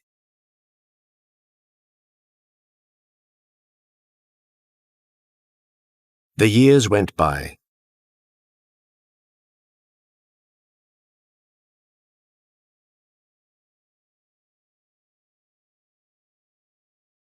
Aphrodite returned to the queen of the underworld to reclaim, as was agreed, that which was rightfully hers, Adonis, who had turned into a magnificent young man. Persephone refused. Aphrodite protested. Zeus, disturbed by the cries of the two goddesses, decided to step in. Since neither of them agreed to yield, he would settle the dispute. Adonis would live with Persephone for the first third of the year, with Aphrodite for the second third of the year, and wherever he chose for the third third of the year.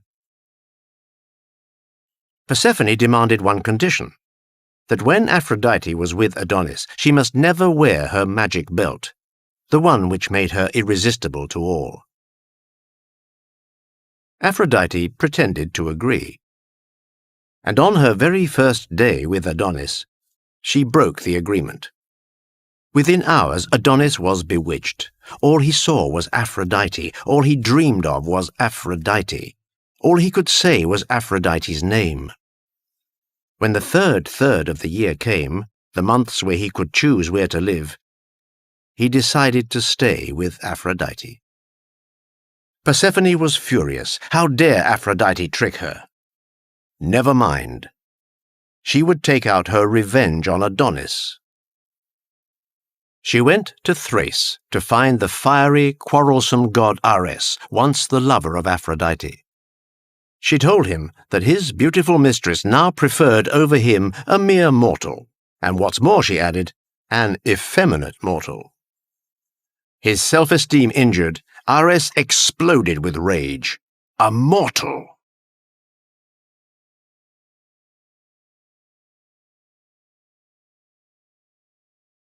The next day, while Adonis was strolling in the woods, he was suddenly charged by a huge wild boar. It was Ares, who had metamorphosed. Adonis tried to step out of the way, but was hit full on and collapsed to the ground. Aphrodite had seen everything, too late. The handsome Adonis was dead. Persephone, queen of the underworld, had won.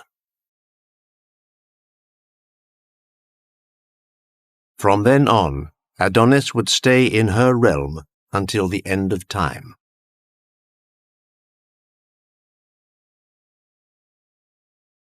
Aphrodite would never recover from her first and last true love.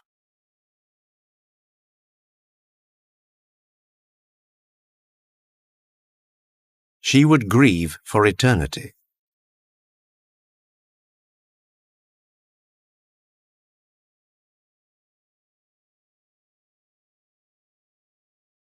While Aphrodite's charms worked on mortal men and the gods, the other goddesses were concerned by her behavior. They were also jealous. They had never taken Aphrodite to their hearts. One day, a dispute broke out.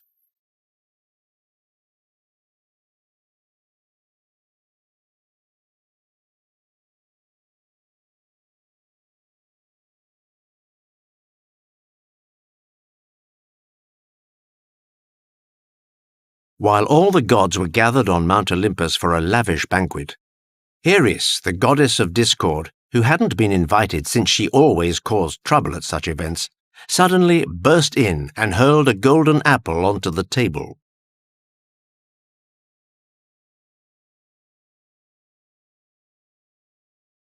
The apple bore an inscription: "To the fairest one."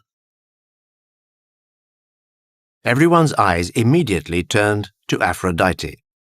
As she stood to retrieve the apple, two other goddesses rose from their seats: Hera, the wife of Zeus, and Athena, the daughter of Zeus. Of the three goddesses, which one would be declared the fairest?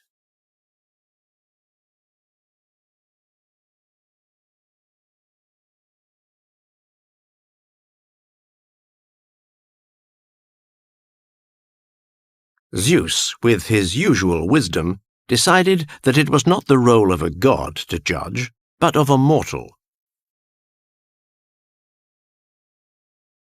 He chose Paris, son of Priam, the king of Troy. Hermes led the three goddesses to Mount Ida, where the young Paris was tending his flocks. He was commanded to declare which of Aphrodite, Hera, and Athena deserved the title of Goddess of Beauty. Poor Paris said he was incapable of choosing between them. Hera weighed him up and said that if he designated her as the most beautiful goddess, she would reward him with a kingdom such as no mortal had ever ruled, and he would be the greatest prince the world had ever seen. The delighted Paris was about to choose Hera. But Athena stepped forward. She declared that if he designated her, she would make him forever invincible in combat, and he would be the greatest hero the world had ever seen. Won over, Paris was about to choose Athena. Then Aphrodite stepped forward. With her enchanting voice, she declared that if he designated her, she would offer him the hand of the woman he loved, the beautiful Helen of Sparta, who was betrothed to another. And he would be the greatest lover the world had ever known.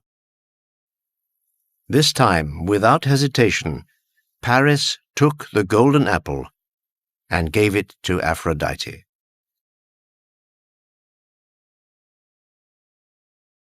And Aphrodite was intent on keeping her promise.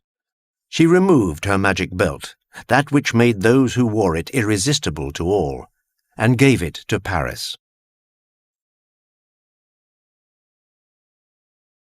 Then she escorted him to Sparta, where she infused the beautiful Helen with an ardent passion for the young man. That very day, they eloped to Troy. Neither of them knew at that time that their deed would lead to 10 years of war, the Trojan Wars.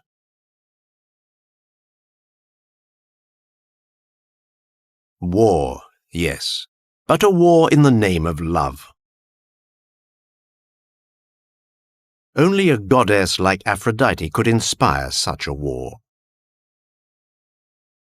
During the conflict, Greeks and Trojans faced each other with comparable bravery and imagination. Unwittingly, they proved the ultimate power of Aphrodite. to have mortal men believe that they are perhaps demigods.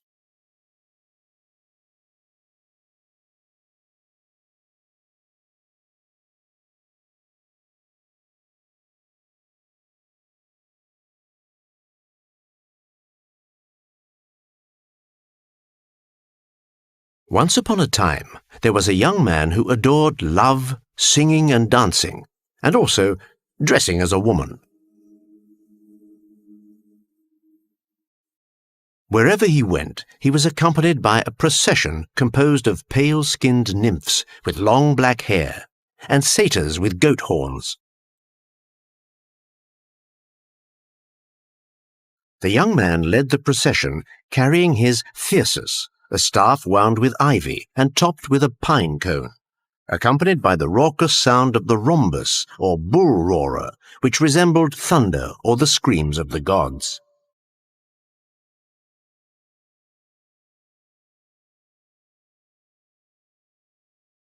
This long procession wended its way along roads, causing fear and astonishment among onlookers.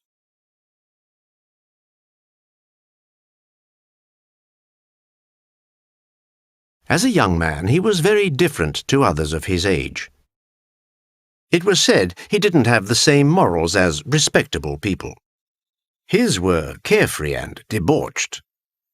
Once he was seen lying on the road, drunk on wine after a long night of love-making. No, this young man was definitely different. In everybody's eyes, he was an outsider, a vagabond, a marginal. And yet, he was a bona fide god. His name was Dionysus. He was nicknamed Agrios, meaning the wild one, or Brumios, he who roars, due to the terrible din that accompanied his birth. His birth, it was indeed an unbelievable event. Zeus, whose appetite for seducing young women is well known, fell for the charms of a young princess, Semele, daughter of the king of Thebes. To have his way with her, Zeus took on the appearance of a mortal, the only way a human is able to set eyes on a god. If a misfortunate mortal were to see a god with his or her own eyes, the consequences would be terrible. So, disguised as an ordinary man, Zeus lived a moment of perfect love with Semele. The trouble is, Zeus was married. His wife, Hera, was not only queen of the sky and Olympus, but also the protective goddess of marriage. And her husband's latest affair concerned her more than usual, because, for the first time, Zeus was regularly away from home at night. Before her rival took her place permanently, Hera needed to act. She took on the appearance of Semele's nursemaid, an old woman who had the princess's complete trust, and she made her way to the home of Semele, who was already 6 months pregnant. "Beware," she began. "I'm convinced your lover is not Zeus, but a lowly impostor. If you want to have a clear mind, ask him to show himself as king of the gods and master of lightning, as he does when he's amongst the gods on Mount Olympus." Semele was disturbed. Supposing what her nursemaid had said were true. When Zeus next visited her, she demanded that he show himself in his true state. Zeus was horrified. He knew too well the danger that would entail for his beloved, so he refused. But Semele insisted, reminding him that he had sworn on the river Styx that he would do all she asked of him. And swearing on the Styx was an oath that couldn't be broken. A god who did so would be simply banished from Mount Olympus forever. Semele begged him. Zeus resisted. "Very well," threatened Semele. If it is so, you shall not have access to my bedchamber." Zeus finally yielded. Before the pleading eyes of his beloved, he revealed himself in all his thunder and lightning splendor. Then tragedy struck. The whole palace was set on fire. But the poor Semele just had time to give birth before she too was devoured by the flames.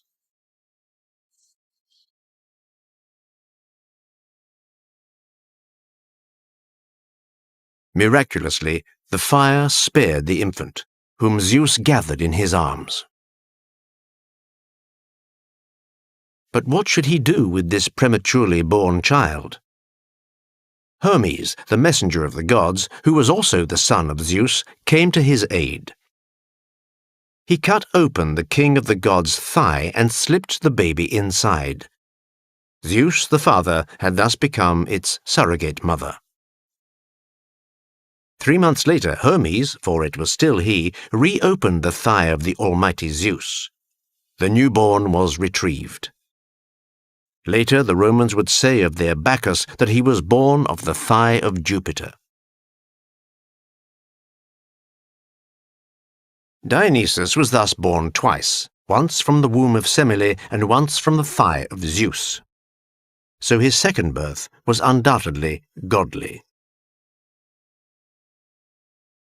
Without hesitation, Zeus entrusted the infant to Ino, the sister of Semele, in the hope that he would grow up safely beside her. He ordered her to dress the boy in female garments so that Hera wouldn't recognize him. But unfortunately, Hera was keeping a close watch. While Zeus believed he'd got away with it, he was wrong. In revenge, his wife cast a spell on Ino and her husband, sending them into dementia. She was about to do the same to the young Dionysus when Zeus stepped in at the last second and rescued the child. Once again, he entrusted him to Hermes and ordered the messenger to take him to Mount Nysa, in a mountain range at the far end of the earth. The young Dionysus was taken in by the nymphs, who acted as his benefactors. They became his foster mothers, generously breastfeeding him and raising him.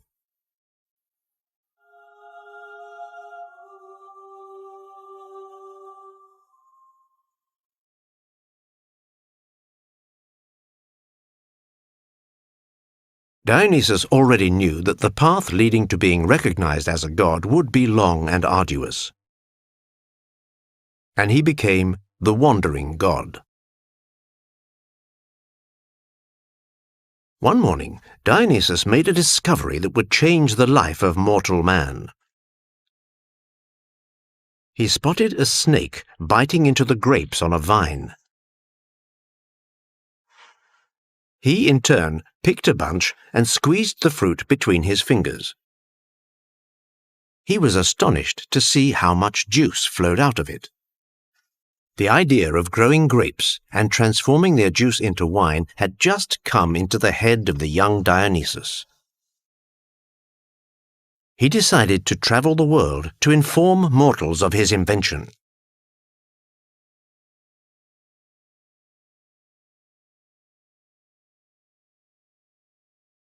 Dionysus hit the road, accompanied by a noisy and out-of-the-ordinary retinue. Mostly half-naked women with their hair unfurled, known as Maenads. But also satyrs, non-human creatures whose penises remained constantly erect. Their chief was Silenus, the tutor of Dionysus. Silenus was a remarkable character. Most of the time, he was blind drunk. But he was also known for his incredible wisdom. The procession passed through villages, towns, and cities. First through Syria, and then Egypt, where he was fondly greeted by the king Proteus. There, Dionysus passed on his knowledge about wine. After that, the procession headed to Thrace. In Thrace, however, he received a much cooler welcome. The land was ruled over by King Lycurgus. Lycurgus looked down on this strange, effeminate-looking young man. Where is he from, this person who claims to be a god? And who are these delirious women in his wake? The stranger had been preceded by a nefarious reputation. It was said that the moment he entered a city, the women were suddenly overcome by erotic passion. They entered into his possession, and he led them into frenetic dances.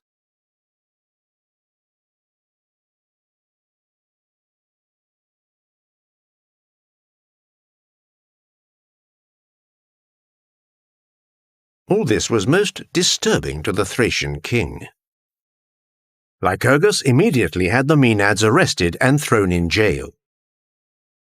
Then he set about hunting down Dionysus. In fear, the young god ran for it. But when he reached the sea and there was no turning back, Dionysus flung himself into the waves where he would drown, gone forever.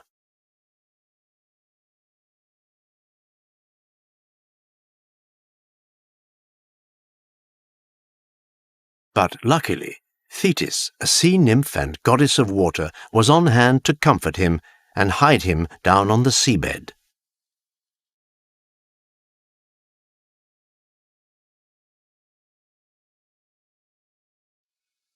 Dionysus was humiliated. Nobody had ever treated him the way Lycurgus had. He had even lost the courage to go and confront his pursuer. It was then that his grandmother decided to come to his rescue. She freed the Maenads and cast a spell on Lycurgus.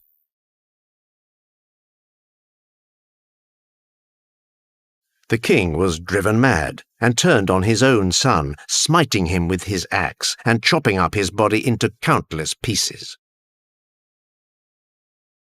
Then, as further punishment, Dionysus rendered the soil of Thrace barren. This barrenness would last until King Lycurgus was slain. Without an ounce of guilt, the people of Thrace dragged Lycurgus to Mount Pangaeus, bound him to wild horses, and had him torn apart.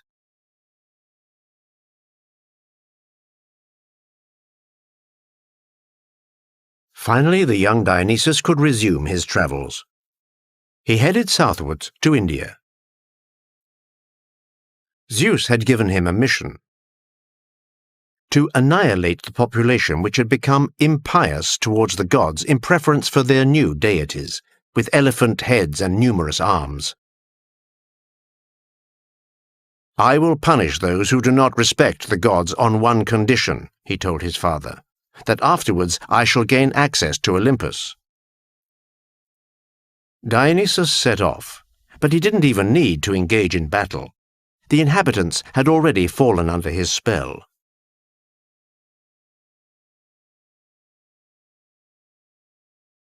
His arrival gave rise to fabulous processions where he stood in a chariot entwined with vines and ivy, drawn by panthers.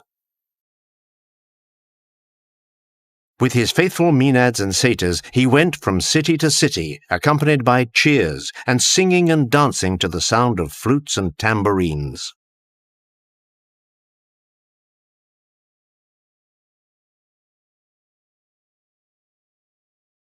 His victory was complete.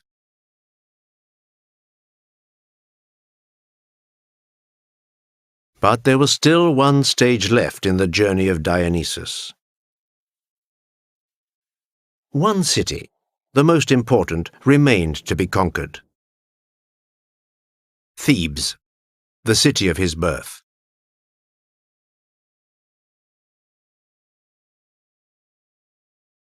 The task that awaited him appeared complicated. He knew he would be seen as both a stranger and a native.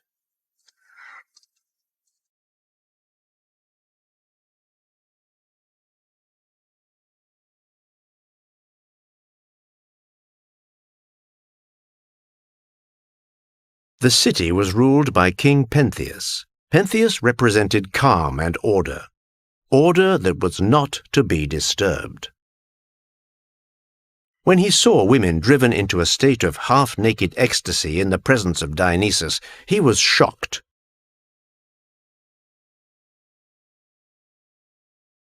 Women should be at home, cooking and raising their children. Nothing else should concern them. And who are these oddly dressed people speaking in strange foreign tongues? They're not Greeks. And in Pentheus's eyes, anything that wasn't Greek was barbarian. Barely had Dionysus passed through the walls of Thebes than he began telling the story of his birth, revealing to anyone ready to listen that he was the son of Zeus and therefore a god. Bursts of laughter from the king, his queen, and the people. What? This lowly beggar, accompanied by his band of lunatic barbarians, is the son of the king of Mount Olympus? Dionysus' own aunts, the sisters of Semele, were the first to scream impostor. Never could they believe that their own sister, Semele, was capable of seducing Zeus. On the contrary, they spread the rumor that Semele, so as not to reveal the true identity of the lover who had made her with child, had pretended to be loved by Zeus, and that the king of the gods had punished her with a thunderbolt for her lies. The misfortunate Dionysus was then chased out of Thebes under a hail of stones and arrows. He sought refuge in the woods of Mount Citeron overlooking Thebes. There he sat on a rock, his head buried in his hands. It was only across the seas in the east where he was adored and considered a god. Why would Thebes, the city of his mother, refuse him his rightful welcome?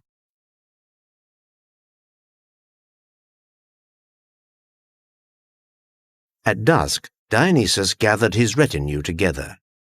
He lit an immense bonfire, around which he let flow springs of wine, and began dancing with the sensual Maenads, the pot-bellied satyrs, and the light-of-foot centaurs. Then, amid a cacophony of drums, fifes, and flutes, he descended to the city of Thebes. Dionysus began by driving his aunts to madness, followed by the wife of Pentheus, then all the women of Thebes. Unable to control themselves, they left their homes half-naked, abandoning their husbands and children. Overcome by ecstasy, delirium, and frenzy, they started to worship their new god Dionysus. Dionysus hailed them and ordered them to join the Maenads on Mount Citeron. There they could give themselves over to the pleasures of the flesh and of wine.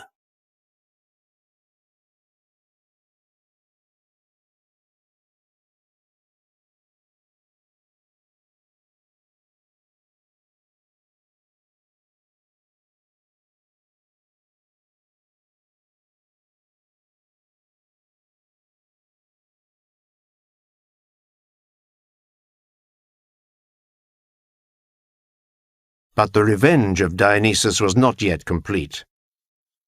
There remained Pentheus, the king who had humiliated him. At nightfall, Dionysus disguised himself as a priest and headed for the palace. He found Pentheus and told him of the evening's astonishing events, and he gradually convinced him to accompany him to Mount Citeron to rescue the womenfolk. But out of prudence, advised Dionysus, wear a woman's cloak. Pentheus agreed. He too wanted to witness the drunken lust that had taken over his womenfolk and threatened his very city.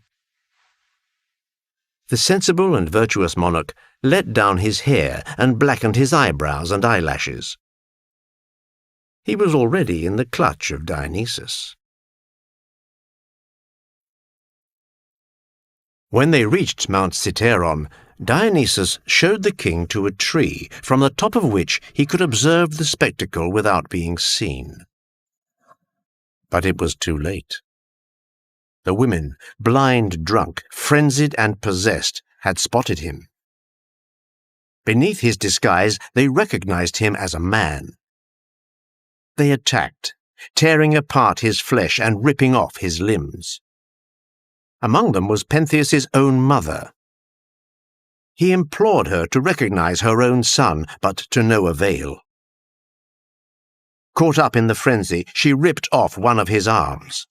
And as the rest of the women continued to rip off his flesh, his mother, still failing to recognize her son, chopped off his head, stuck it on a stake, and began proudly brandishing her funereal trophy.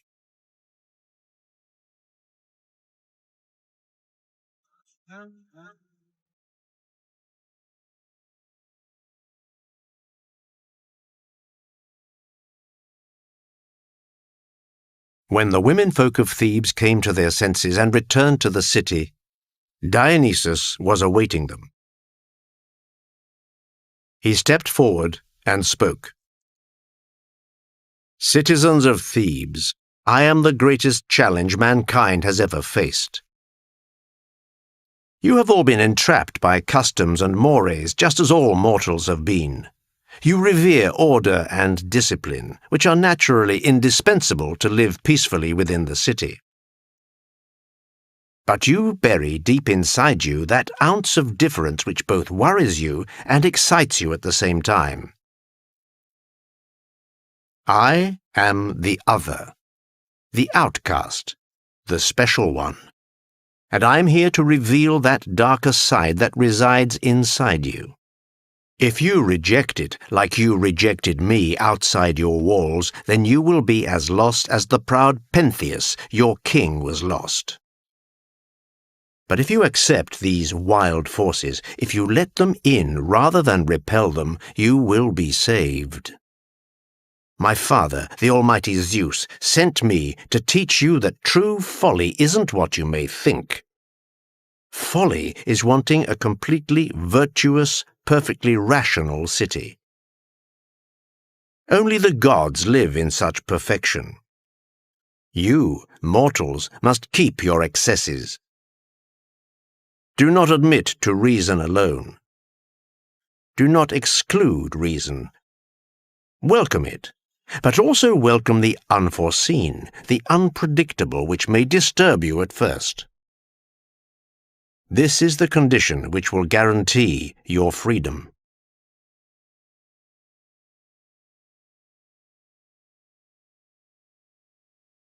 Once all Greece had recognized Dionysus as a god, he continued on his travels in the islands, spreading wherever he trod joy and fear in equal parts. It was on the shores of the island of Naxos that the young god first set eyes on a beautiful young woman who was weeping. It was Ariadne, daughter of the king of Crete, Minos. Her lover, Theseus, had just abandoned her. Moved by her beauty and sadness, Dionysus took her to Mount Olympus, and for the very first time, a god married a mortal in front of the assembled gods.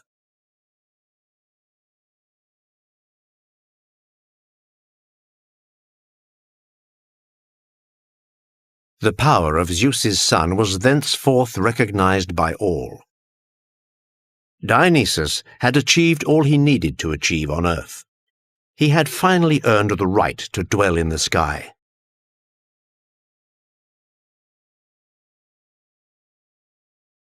Dionysus, the bastard of Thebes, the outsider in the city, had to fight hard to impose his divinity, to convince disbelievers or eliminate them. Soon, Dionysus worship became an official part of Greek life.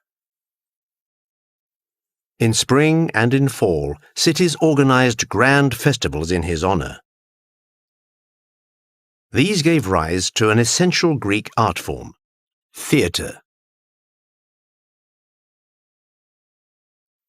Gradually, epic poems were transposed into theater plays staged on sites dedicated to the god, which became the famous theaters of ancient Greece. Actors told in verse of the life and feats of Dionysus and those of other great heroes of mythology. Boys played the roles of women. Characters wore masks. There was dancing, singing, and drinking. There were also underground gatherings too, where the adepts of Dionysus, wanting to be in communion with their preferred god, ate the flesh of a sacrificed animal, the body of the god, and drank wine, the blood of the god.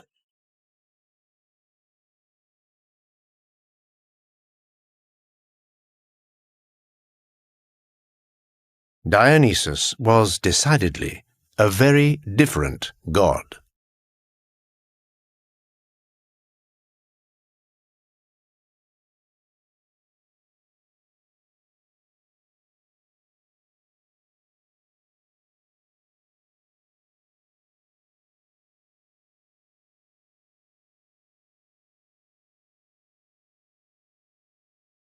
Tartarus, located deep in the bowels of hell, filled with the souls of the damned, it was the prison of fallen gods, exiled heroes, and great criminals.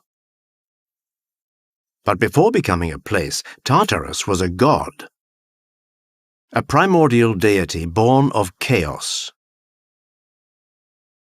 At his birth, Gaia, the earth, threw Tartarus into the depths of her entrails, transforming him into an inaccessible region from which no soul could return. The domain was ruled over by Hades, lord of hell. Held captive in Tartarus were all those struck by the wrath of Zeus.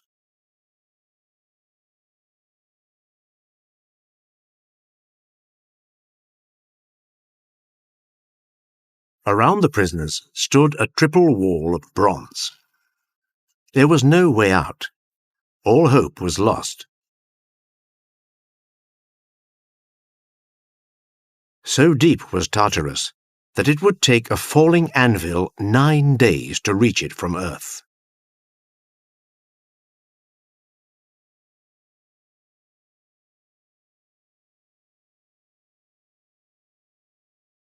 From deep within the shroud of sulphur rose the screams of the damned. Here were the sons of Uranus and Gaia, the Titans, punished for defying Zeus. Nearby were the giants. Believing that their monstrous size made them invincible, they dared to declare war on the master of Olympus, and they lost. But the Titans and the giants were not alone languishing in the notorious prison of Tartarus. Men, too, could be found there, legendary figures whose arrogance led them to believe themselves more powerful than the gods.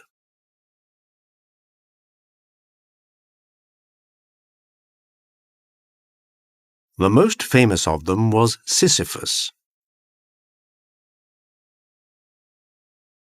Sisyphus was the son of the god Aeolus, master and ruler of the winds. He was married to one of the 7 Pleiades, Merope, and hailed from a long line of cunning individuals who constantly found new ways to deceive their fellow men and even the gods. As founder of Corinth, Sisyphus managed to develop a trade and navigation in his city. But in spite of that, or perhaps as a result of the ensuing turmoil, his subjects considered him to be an unreliable leader. Among his many treasures, Sisyphus boasted a magnificent herd of animals, one that was easily a match for that of his neighbor Autolycus, son of the god Hermes.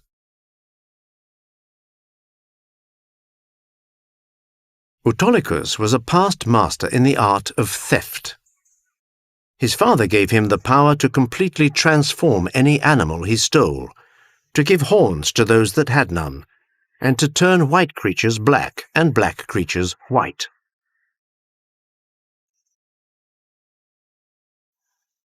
In time, Sisyphus began to notice a strange phenomenon. His herd was shrinking, while Autolycus's was growing ever larger.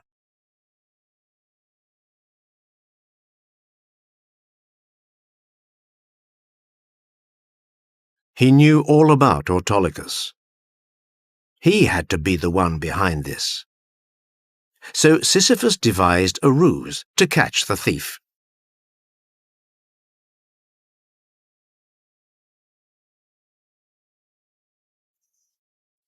One night, Autolycus helped himself to another 10 animals. Unbeknownst to him, he had fallen into Sisyphus's trap.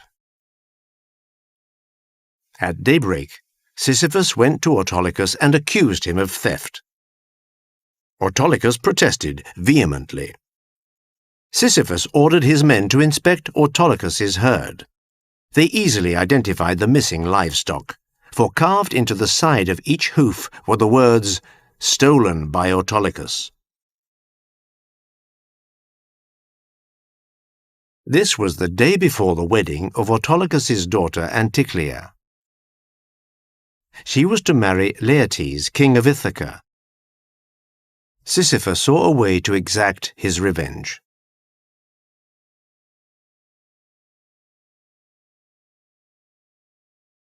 Leaving his men to punish the thief, he burst into the home of poor Anticlea and raped her.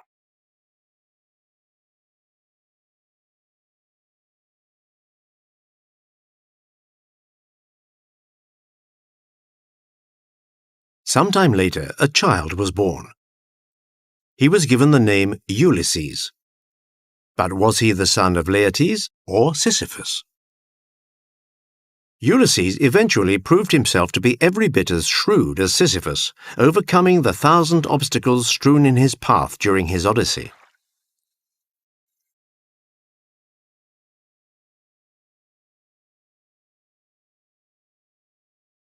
But a further incident condemned Sisyphus to eternal damnation.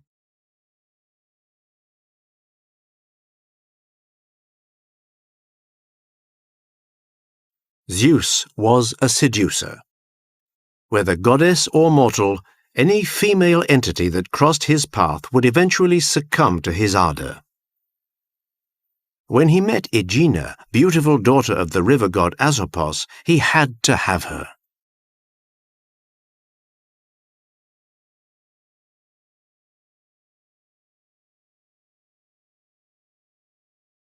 Taking on the appearance of an eagle, Zeus abducted Aegina and went off to hide on a lost island in the Aegean Sea.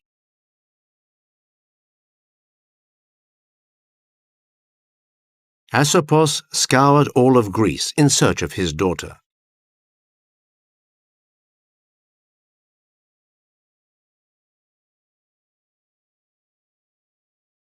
Just as Asopos was resigning himself to defeat, Sisyphus called out from the tower above his citadel. The edifice had been specially constructed so that he could observe the arrival of travelers before intercepting and robbing them. From his promontory, Sisyphus had witnessed Zeus's ploy. He thus proposed a deal with the tearful father, a water source in exchange for the name of the abductor. An eternal spring would allow Sisyphus to irrigate the arid lands around Corinth. Asopos accepted and immediately brought forth water to flow from a spring. Sisyphus then proclaimed to all and sundry that Zeus was to blame. None of these events had escaped Zeus. First the rape of Anticlea, and now this denunciation. It was an act of impiety that could not be tolerated. He thus sent Sisyphus the most dreaded of visitors, Thanatos, the demon personification of death.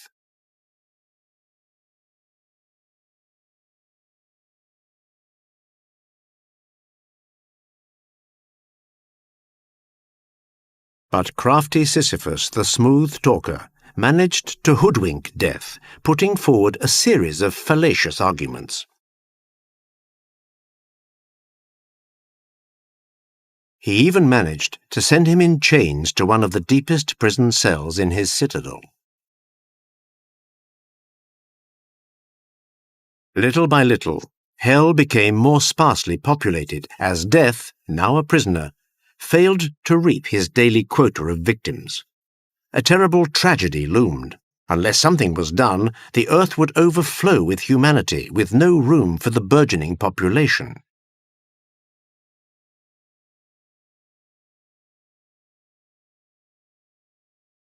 Something had to be done, and fast. Zeus was merciless. He condemned Sisyphus to the depths of Tartarus.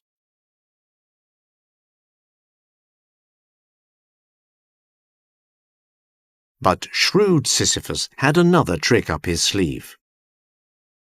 Before obeying Zeus and descending into hell, he told his wife Merope to neither bury his body nor make any ritual offerings. While taken aback, Merope agreed.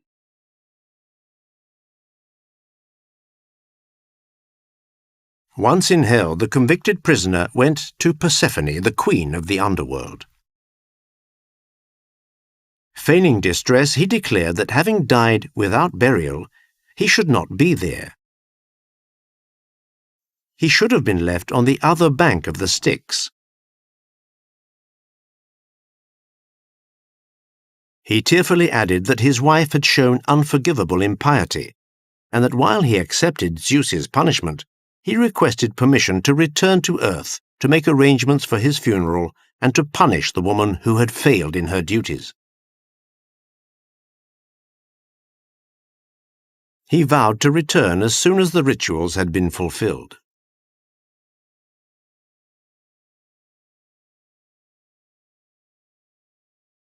Persephone gave her consent, provided that Sisyphus promised to return within 3 days.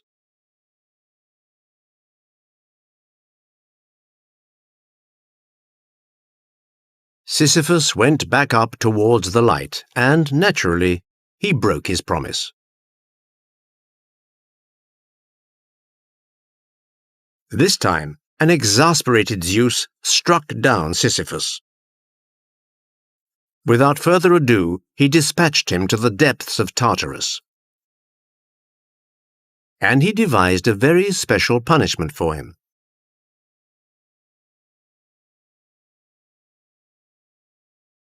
Sisyphus would be compelled to roll a huge rock up to the summit of a hill. The task didn't seem such a daunting one. However,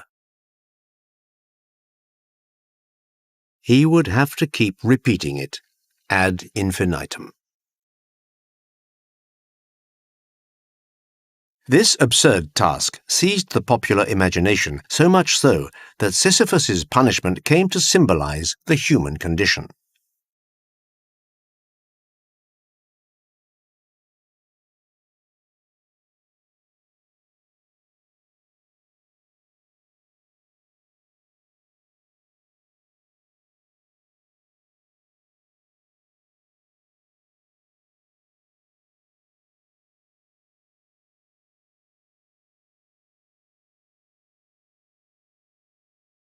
In Tartarus, leaning on his rock, Sisyphus could find solace in the knowledge that he was not alone.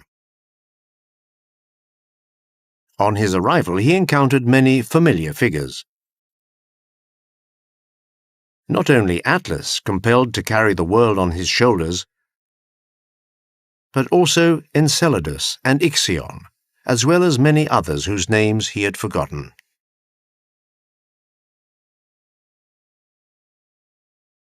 Then, one day, a new prisoner appeared. He was taken to a spot not far from there on the other side of the hill, up to a lake. Sisyphus knew the man to be Tantalus, king of Phrygia.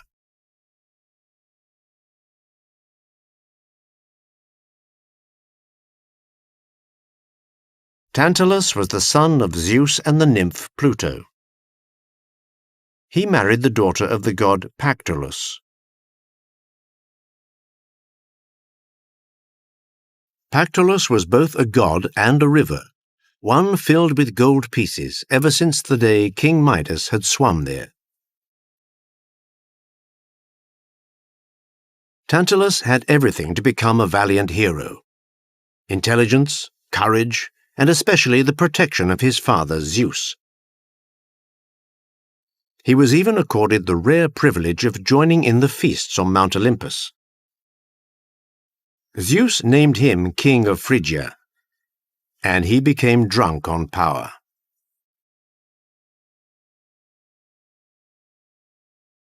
First, Tantalus betrayed the hospitality of the gods. One day, after eating and drinking at their table, while no one was looking, he dared to steal something that was the sole preserve of the gods: nectar and ambrosia, the food and drink of the immortals. Then back on earth, he allowed mortal men to partake of them. As if this act were not sacrilegious enough, worse was to come. He invited the 12 gods of Olympus to a banquet in his palace. But while his guests were settling in, Tantalus realized that he did not have enough food for them. Instead of confessing the truth, he chose to deceive the gods, and he did so in the worst possible way.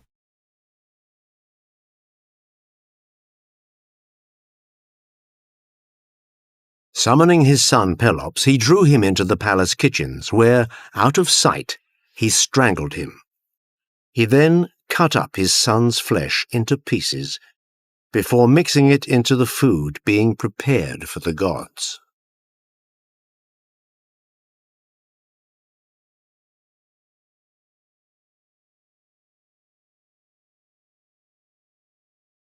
As soon as the gods tasted the dish, they recoiled in horror. All recognized the presence of human flesh. All except the goddess Demeter. Distracted by the recent death of her daughter Persephone, she unthinkingly ate a piece of Pelops's shoulder.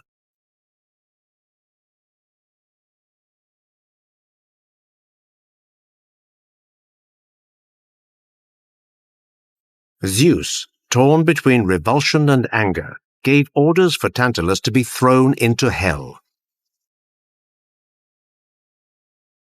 But even that did not seem enough. The following day he decided that the murderer and blasphemer should be taken to the banks of a lake in the depths of Tartarus.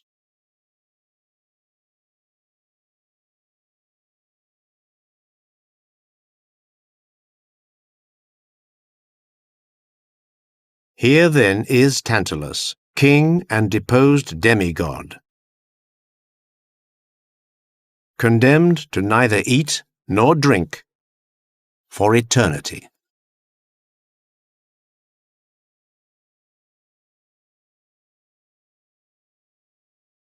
To his right is the fruit hanging from a tree on the riverbank.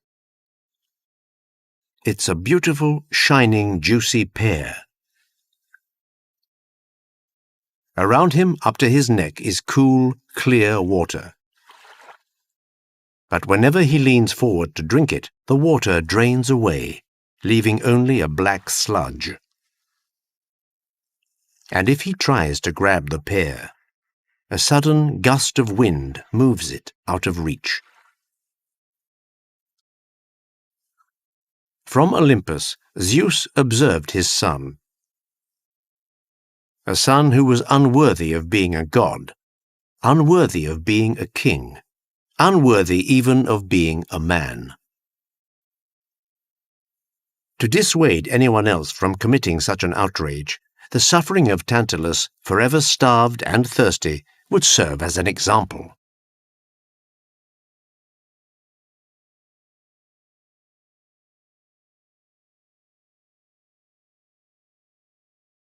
While Zeus was merciless in his punishments, he was also capable of great magnanimity. Deciding to resuscitate the hapless Pelops, he gave Hermes the task of collecting together the cut-up pieces of the child's body and placing them in a magic cauldron. In this way, Every piece of the shredded body of Pelops was brought back to life.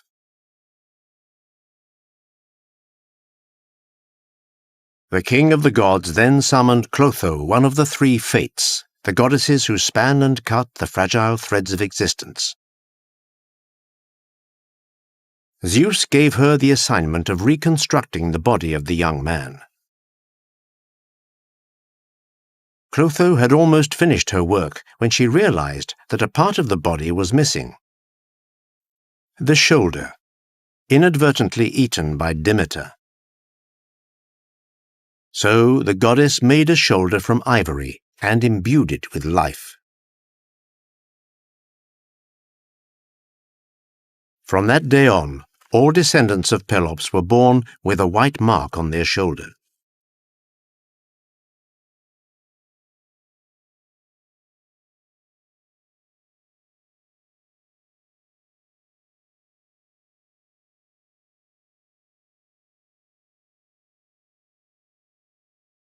A short distance away, another criminal was serving penance.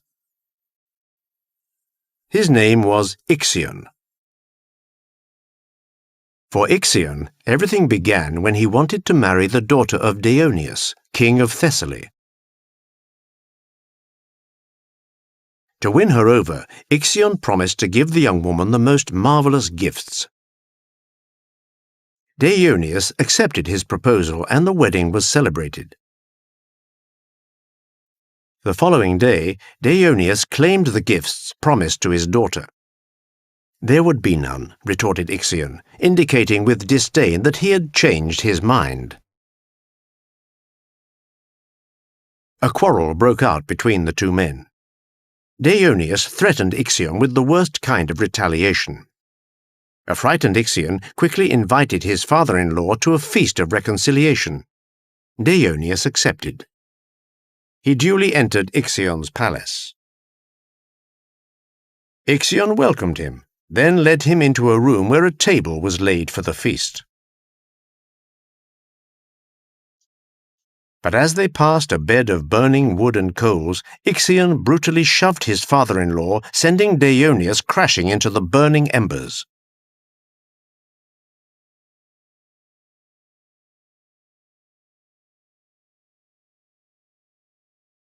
On learning of this odious crime, none of the deities on Mount Olympus were prepared to cleanse Ixion of his guilt. None, that is, but Zeus.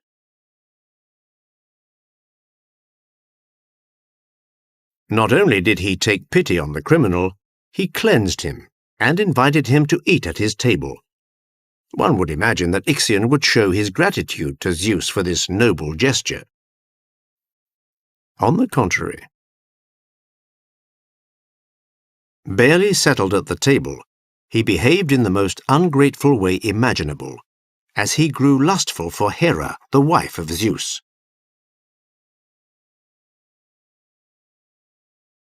This time Ixion had gone too far.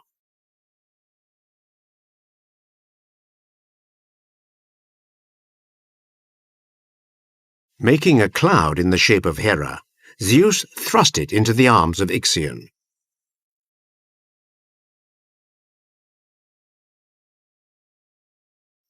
In his desire and drunkenness, Ixion failed to realize that he was embracing an illusion, a double of Hera.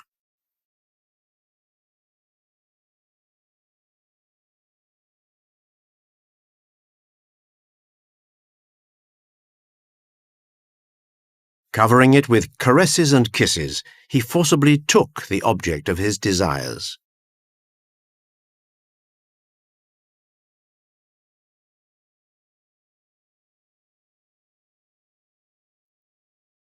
From this union came to be born a hybrid being, half man, half horse. It would be called Centaur. While Ixion was convinced that he had won the heart of the Queen of Olympus, Zeus soon put an end to his frolics. Seizing Ixion, he threw him into the depths of hell, where he was tied to a flaming wheel, a wheel that would spin eternally until the end of time. And it turns still.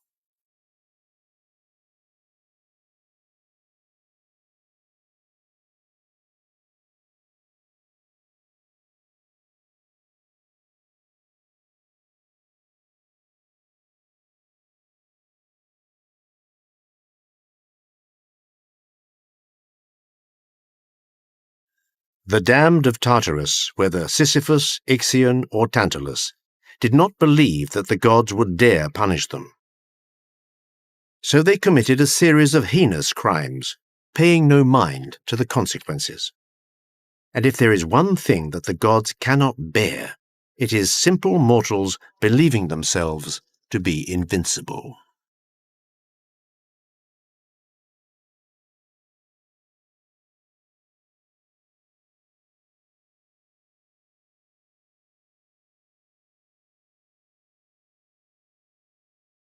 Mine be the dear lyre and bended bow, and I will utter to men the unerring counsel of Zeus. Such are the first words of Apollo, hardly out of his mother's womb. Apollo, god of light, protector of the arts, patron of the divine and of the prophets.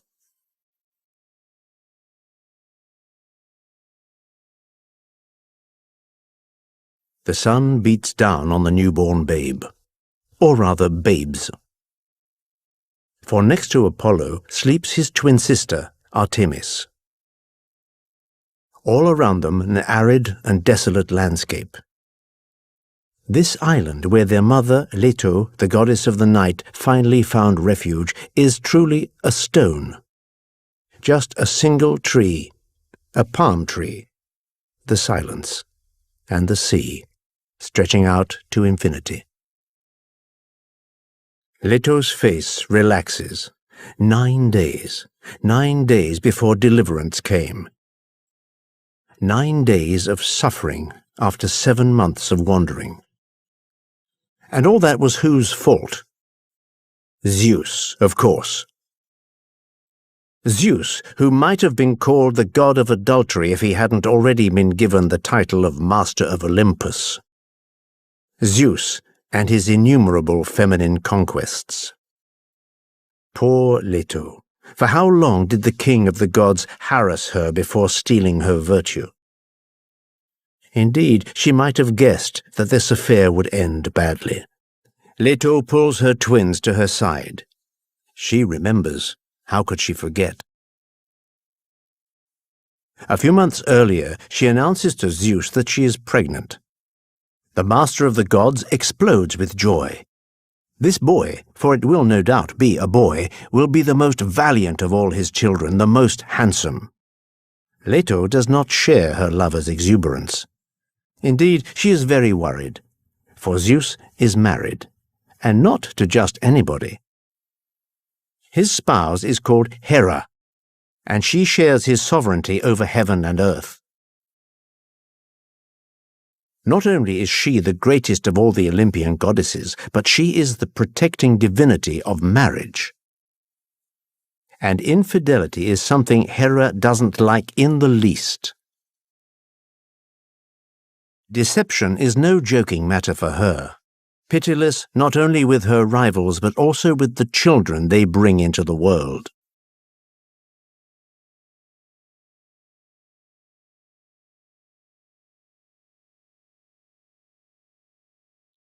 Of course, Leto could have pointed out that she hadn't wreaked havoc in an otherwise untroubled union.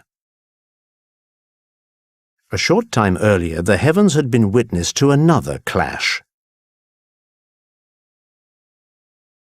Having learnt that Zeus was on the point of committing a new infidelity, Hera had called upon Athena, Poseidon, and numerous other divinities for help.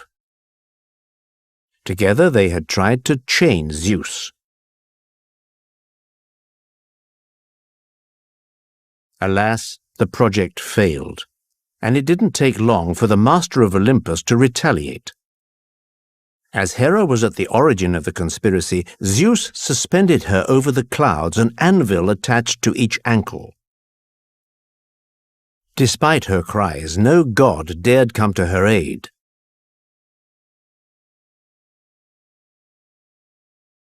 Zeus only accepted to release her on condition that all the conspirators vow never to rise up against him again.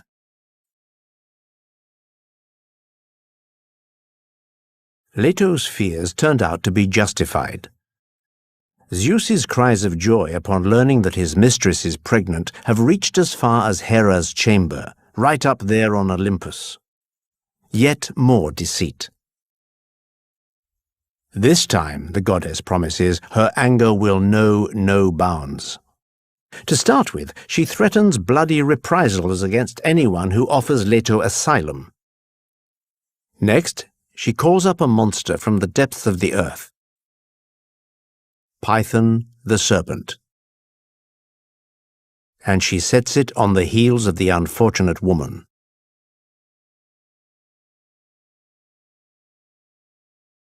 And so begin weeks of wandering for poor Leto. Abandoned by all, desperate, she goes from land to land and from town to town, looking for a place where she can bring her twins into the world in all safety.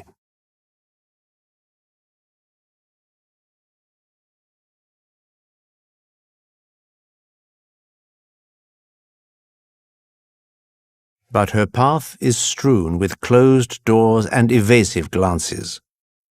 No one dare brave the anger of Hera.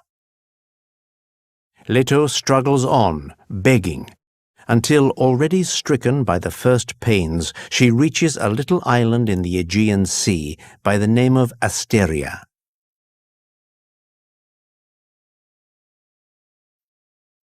Asteria. That was the name of her sister. She too had once suffered Zeus's advances. But rather than give in, she had thrown herself into the sea.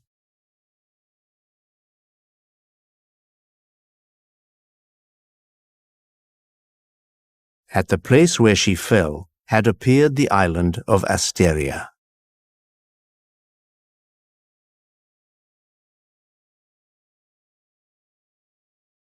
Leto seeks refuge on the island which was once her sister. She lies down at the foot of a palm tree. She first gives birth to a girl, Artemis, and then a boy, Apollo. So here he is, this magnificent god, this god of light, of music, and of poetry. 7 days later, and he's already out of nappies. He's already a superb boy with extraordinary strength.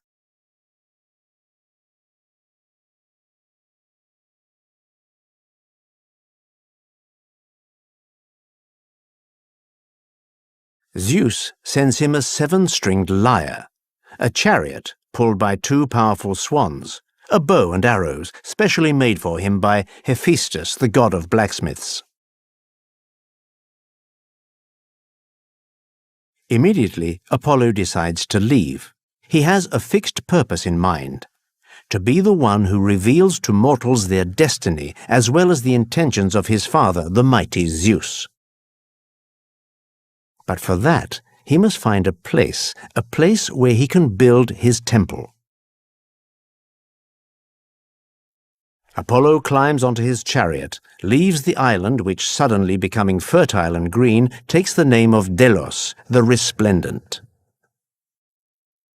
But the swans who pull his chariot see things in a different way. They carry their passenger off to their own country beyond the north wind, the land of the Hyperboreans. It's a magic country. The gold that is found here is guarded by griffins. The people here are rich, happy, and never grow old.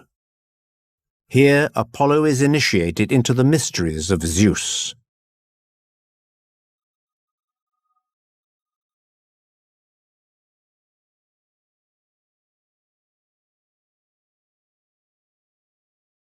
Then he continues his journey.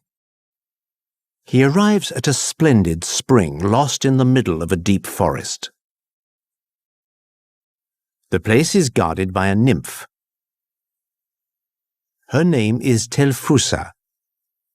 When Apollo informs her that he intends to build a magnificent temple here, the nymph, offended that a greater divinity has come to compete with her, persuades him that the place, though beautiful, is terribly noisy.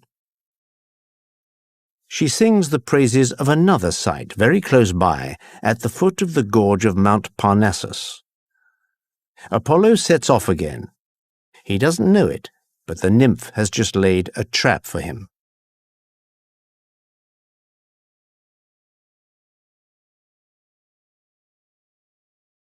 A few hours later, Apollo discovers a magnificent valley. The place does indeed seem perfect, but hardly has he started to mark out the foundations of his temple than a shadow silently slides up behind him. Python, the terrible serpent who was already hunting him in his mother's womb. Python had been here, awaiting his hour of revenge.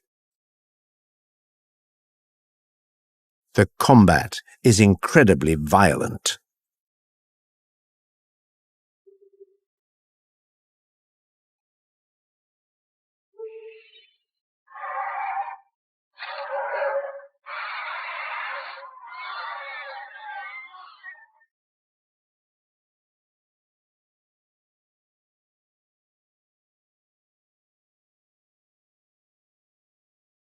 Apollo's triumph is absolute.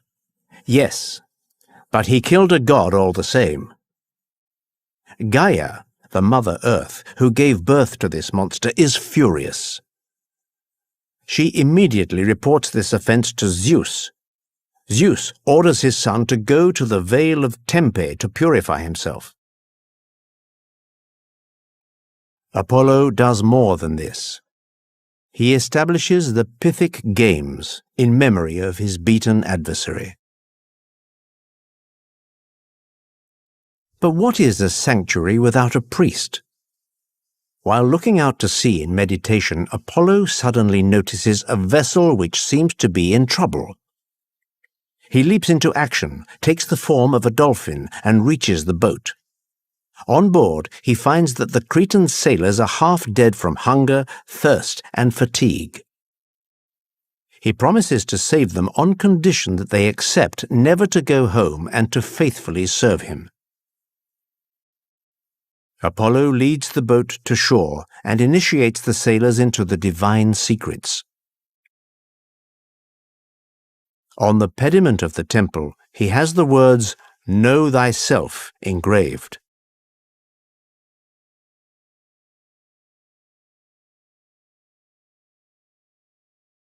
An errant god, roaming the countryside, Apollo undoubtedly understands better than most the profound meaning of this maxim.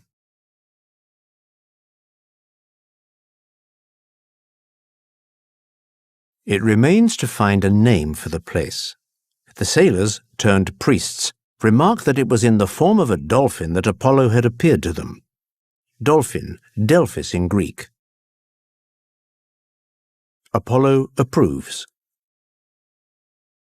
The site will be called Delphi.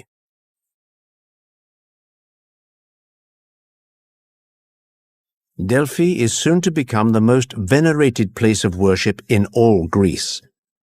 People hasten there from the four corners of the earth to know the destiny reserved for mortals by the gods. For that, one needs to question the oracle of Delphi, the famous Pythia. It is through the mouth of this oracle that the god is supposed to express himself.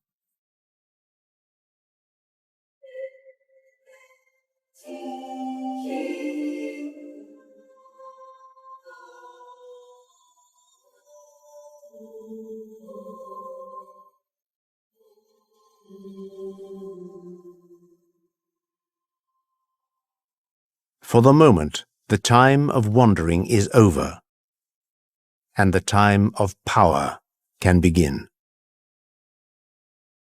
Apollo makes a triumphant arrival on Olympus at the assembly of the gods. He is at the height of his glory.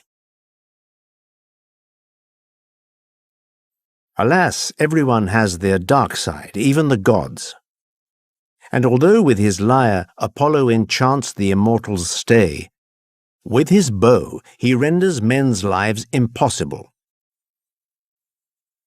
And one quickly discovers that behind the delightful poet who frolics with the muses hides a bloody and violent archer.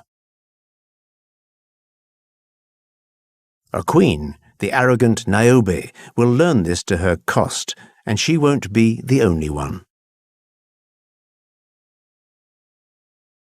Niobe reigns over the town of Thebes. She had once been loved by Zeus, but had not deigned to give him children. However, Niobe was fertile. With her husband Amphion, she had brought into the world no less than 14 children. One day, spurred on by jealousy and grievance, Niobe boasts of her prodigious fertility and taunts the goddess Leto, who only has 2 twins, Artemis and Apollo. An unpardonable offense in Apollo's eyes. While Niobe's children are accompanying their mother on Mount Sipylus, Apollo approaches them, and, without any qualms, bends his bow and lets fly his arrows. 14 arrows, 14 children. Total carnage.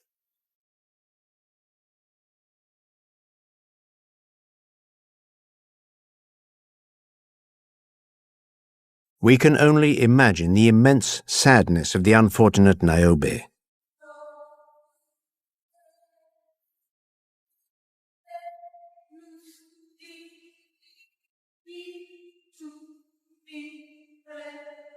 Prostrate, she refuses to leave the tomb of her assassinated children, and bewails them day and night until Zeus, taking pity on her, turns her into a rock streaming with tears.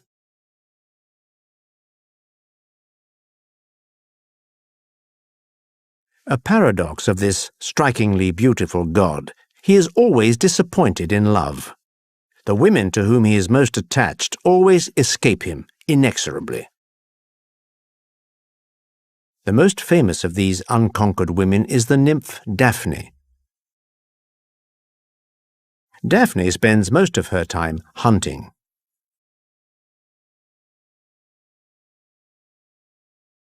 However, one day, Eros, the young god of love, who Apollo constantly teases for his weak archery skills, decides to play a game on the proud seducer. He pierces Apollo's heart with a golden arrow, which makes him fall in love with Daphne. Then he strikes Daphne with an arrow of lead, which renders her insensible to love. Apollo tries to court Daphne, but she obstinately refuses him. To avoid the god's persistent advances, she flees. Apollo chases after her.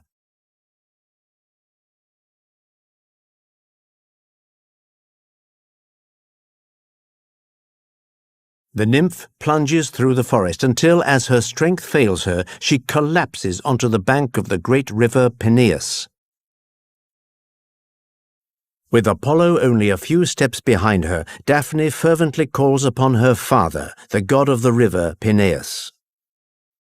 And the god hears her. In a thunder of water and spray, Peneus surges out of the water, and with the point of his scepter touches her breast, just at the level of her heart, right where Eros's arrow had struck. The beautiful Daphne feels her members stiffen. Her fine tunic slides from her haunches, and her body suddenly becomes covered with rough grey bark. Her arms stretch out into branches, her hands become vines. Her blood turns into sap, and her ankles enroot themselves in the warm grass of the river bank. Her father has just changed her into a magnificent laurel tree. Apollo rushes to her, but too late.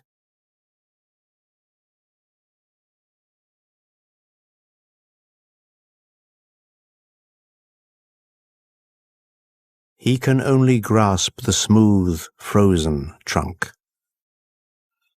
Under the bark, he feels Daphne's living heart beating. Beaten, broken, Apollo picks a branch from this laurel and decides that from now on, a branch of this sacred tree will decorate his lyre and adorn the heads of poets.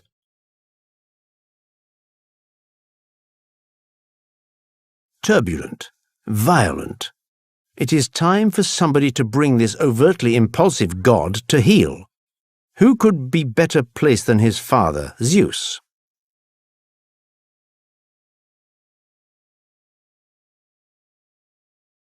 Apollo has just fallen in love once again. Her name is Coronis. She is the daughter of the king of Thessaly. Apollo and Coronis are happy. Coronis carries the god's child. But the princess, still pregnant, unfortunately falls under the charm of a simple mortal, a certain Ischys. It's a raven who the god has employed to watch over this beauty, who informs Apollo of this treason. His anger is, as always, implacable. Apollo starts by killing the poor raven, who, originally white, becomes black. Then he kills Ischys and Coronis. At the moment when the body of Coronis, laid out on the funeral pyre, is about to be consumed by flames, Apollo snatches from her breast the still living child. This child is Asclepius.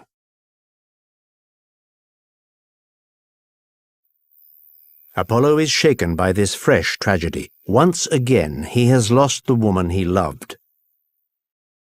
But he still has the child. Asclepius learns the greatest secrets of medicine. And soon he proves to be so gifted that he personally discovers the most incredible and insane remedy, the dream of humanity: how to resuscitate the dead. And he doesn't hesitate to use it. Asclepius resuscitates Orion, Hippolytus, Tyndareus, and then Lycurgus. Hades, the master of the underworld, is furious. What is happening is very serious. Asclepius is shaking the order which reigns between the gods and men. It is out of the question to let him carry on. Hades protests to Zeus. The master of Olympus shares his anger. Asclepius has gone much too far. So, without hesitation, Zeus strikes down the medical genius with a thunderbolt.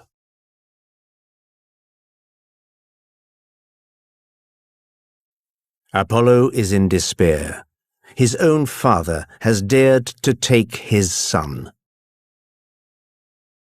To take vengeance on Zeus, Apollo targets the Cyclops, those one-eyed creatures who had forged the thunder for the master of Olympus, and assassinates them one by one.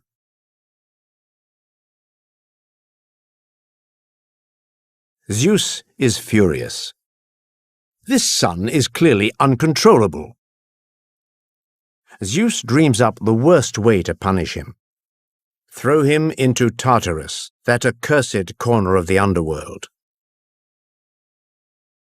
But when Leto intercedes, Zeus agrees to soften the sentence. Apollo will become the slave of a mortal. For 1 year, he will serve the king of Thessaly as a simple shepherd.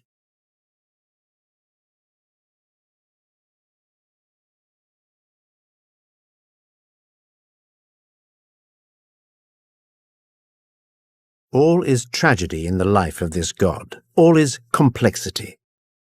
Even in his loves, which are not limited to the feminine gender. For Apollo also loves men.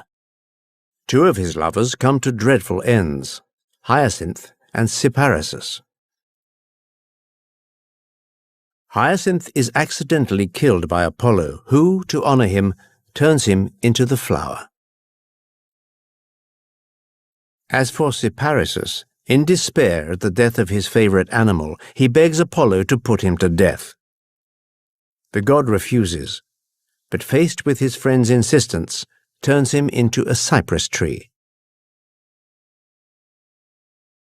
One has to recognize that there's a certain genius in this god who, though unhappy, still finds the strength to lend beauty to sorrow.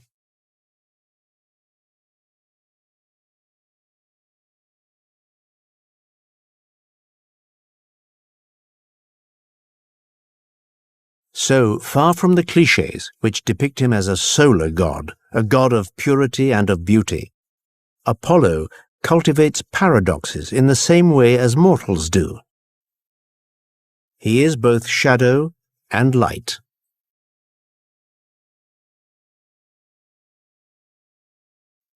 Apollo is the god of many faces.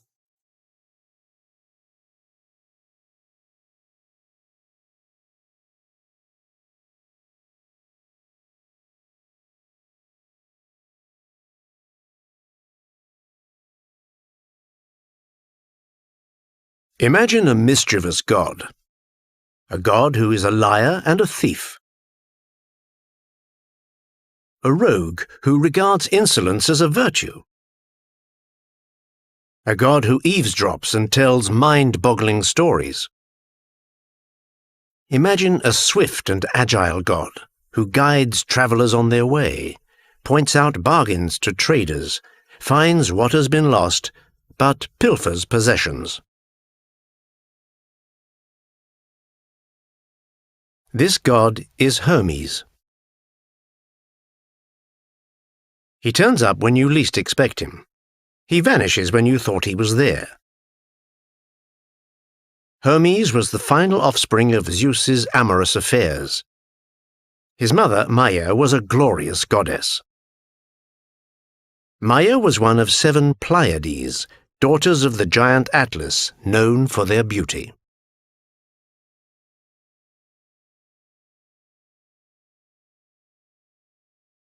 The Pleiades suffered a tragic fate. They were pursued for many years by a great hunter, a giant, Orion. To protect them, Zeus turned him into a dove, then a star. But we're getting ahead of ourselves. For now, Maia, one of the Pleiades, has sought refuge in the south of Arcadia, far from the gaze of Hera, the legitimate spouse of Zeus. And there, in a cave in Mount Cyllene, Hermes was born.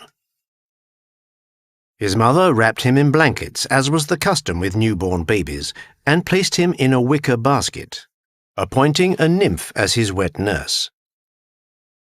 Hermes, though, was not like other newborn babies. Incredibly precocious, he could already speak and walk. Some hours after his birth, taking advantage of his mother's absence, he slipped out of the cave and set off along the road.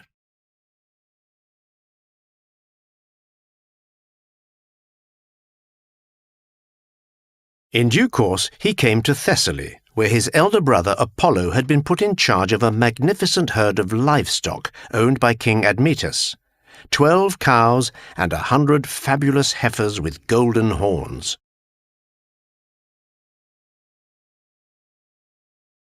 Hermes glanced around.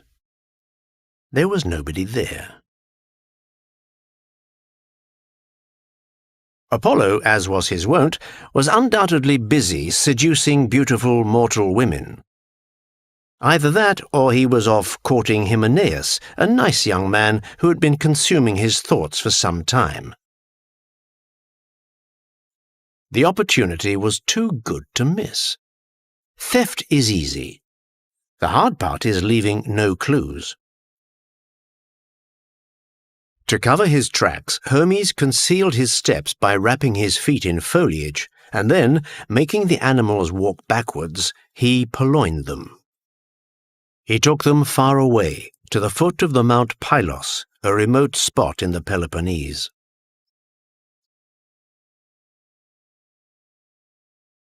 The place seemed deserted. Hermes stopped. One cannot be too careful, so after double-checking that no one would surprise him, he curried favour with the gods by sacrificing 2 beasts, cutting them up into 12 parts. He then burnt their carcasses and hid the herd behind a hill before setting off on the return journey to his cave.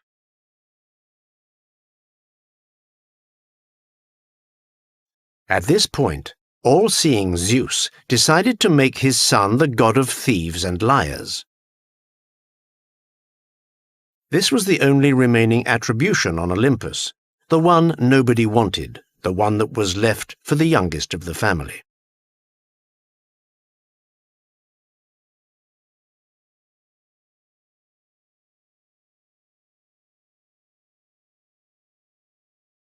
Hermes left Pylos. He set off on the road again, carefree as ever. Soon he was back at his cave. He was just about to enter when he noticed a tortoise lounging in the sun. He observed it for a moment. What could he do with it? Grabbing it, he emptied it of its entrails, and then, across the hollow of the shell, he stretched strings made from the guts of one of the animals he had sacrificed. The first lyre had just been created. The enraptured child took his new toy, hid it in his swaddling clothes, and then went to bed as though nothing had happened.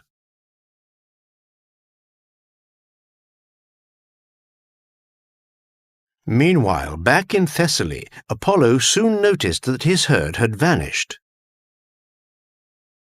He moved heaven and earth, to no avail. Having scoured the earth from east to west, from north to south, he had no choice but to call in the satyrs. The satyrs were strange creatures, half man and half goat.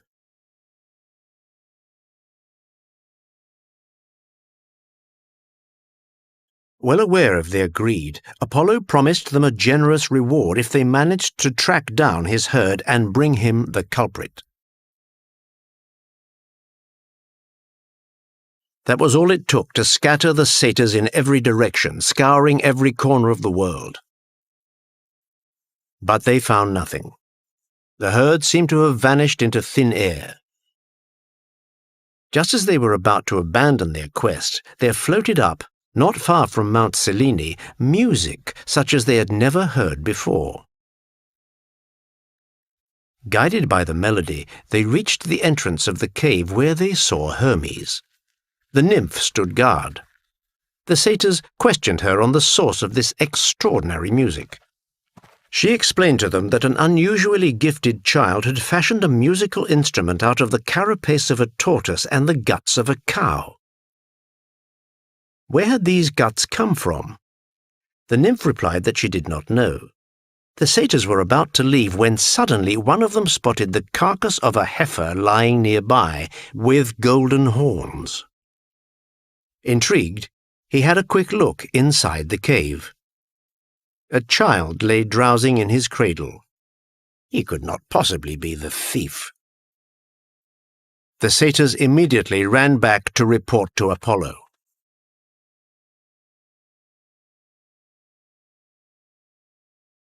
Apollo was astonished. He knew very well who it was in that cave. Hermes, his own stepbrother.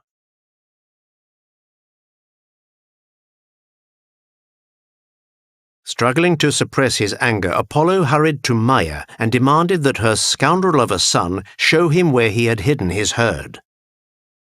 Maia pointed to the child swathed in blankets. "This accusation is absurd. My son is incapable of such a crime." Hermes, who had heard everything, protested in turn his innocence.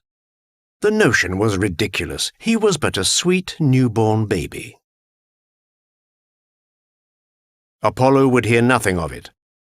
He grabbed Hermes and dragged him to Zeus, brandishing the carcass of the heifer he had been mindful to secure as a proof.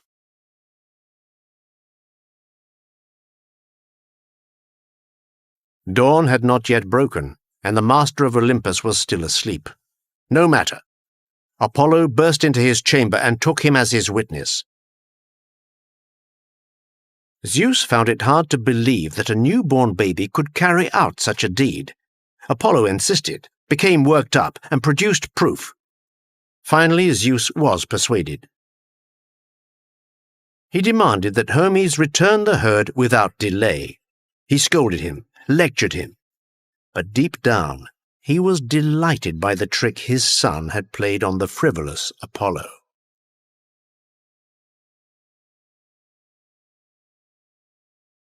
"All right," said Hermes, and promised to return the herd. But he hastened to add that 2 cows would be missing, those he had sacrificed and cut up into 12 equal parts to offer the 12 gods of Olympus. 12 gods? Apollo was surprised, but on Olympus there were only 11. Who was the 12th? I am, replied Hermes. Apollo spluttered in astonishment. Zeus, though, could scarcely conceal his admiration for a child who was proving to be a very interesting character indeed.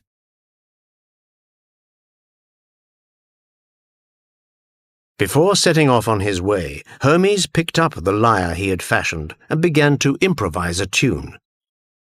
Apollo was captivated. These new, harmonious sounds struck a chord in his heart.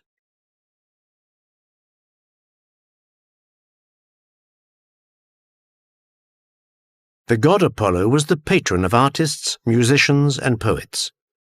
The song filled him with wonder.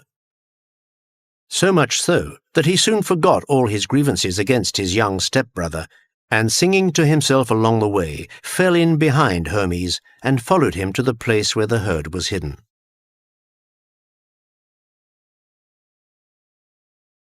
Things seemed to be returning to normal. Apollo, though, was hesitant. Since leaving the cave, he had been haunted by the instrument that produced this wonderful music. He became obsessed with it. "Keep the heifers," he suddenly proposed to Hermes, "and in exchange I shall take the lyre." Hermes smiled. He accepted the proposition. The brothers shook hands. Henceforth, the 2 would never be parted.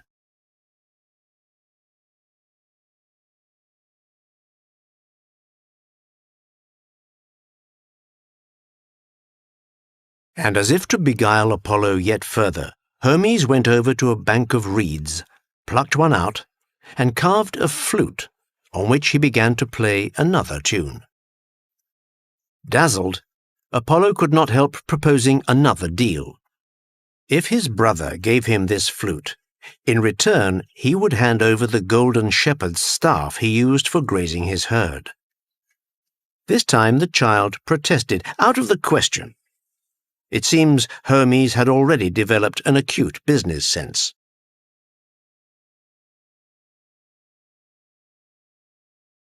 "My flute is worth much more than a staff, even a golden one. I shall only accept if you teach me to predict the future." "Impossible!" exclaimed Apollo. And indeed, although a god, Apollo was unable to transmit his power to another.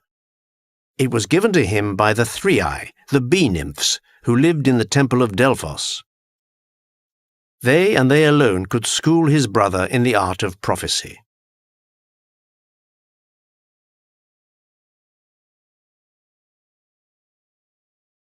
"Then so be it," replied Hermes. "I shall go and see the bee-nymphs."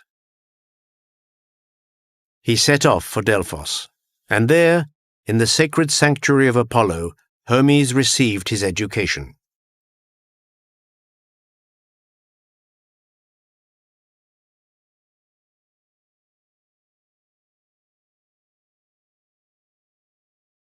Hermes had become an accomplished god by the time Zeus summoned him to Olympus.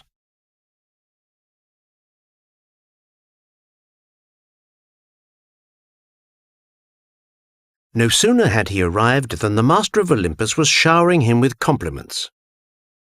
He told him he was ingenious, eloquent, and persuasive. Hermes saw his opportunity. He implored his father to allow him to become the god responsible for the security of divine properties on Olympus, in exchange for which he vowed never to lie again, adding that he was not sure he would always be able to tell the truth. Zeus smiled and accepted. He then gave him a magical staff with 2 snakes entwined around it. The snakes represent the opposition between life and death, Olympus and hell. This was the forerunner of the caduceus. He then added to his outfit a wide-brimmed hat to protect him from the rain during his missions, and gold-winged sandals able to transport him with the speed of the wind.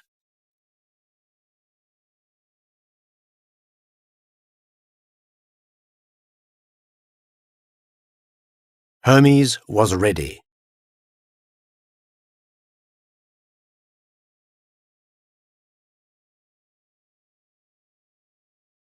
Zeus appointed him as an intercessor between mortals and the divine.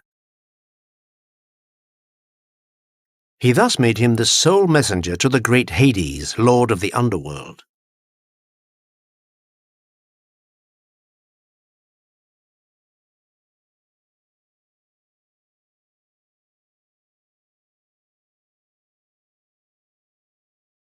Hermes became the conveyor of souls, the one named Psychopompos.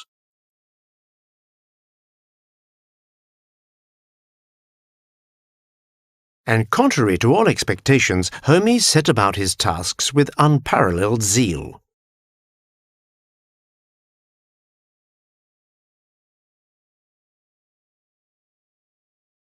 Day after day, he could be seen kindly escorting the dead through the underworld, accompanying them where no one dared venture.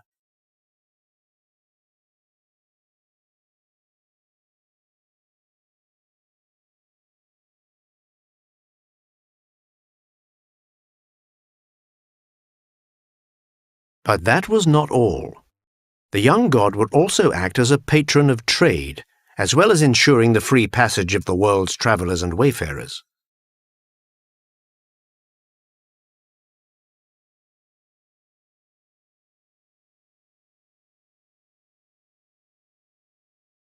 Hermes gave help to merchants and traders. He advised them, helped them fetch the best prices, always quick to lend a little of the eloquence and loquaciousness that would allow them to sell anything and talk their way out of any situation. Hermes' reasoning was very often fueled by dishonesty. Indeed, he acknowledged as much himself. What matters is not so much telling the truth as saying something pleasing. Hermes then placed himself at Zeus's disposal. What would he not do to please his father? On many occasions he helped him outmaneuver the wiles of the possessive Hera when she turned against the mistresses of her unfaithful husband or his numerous illegitimate children.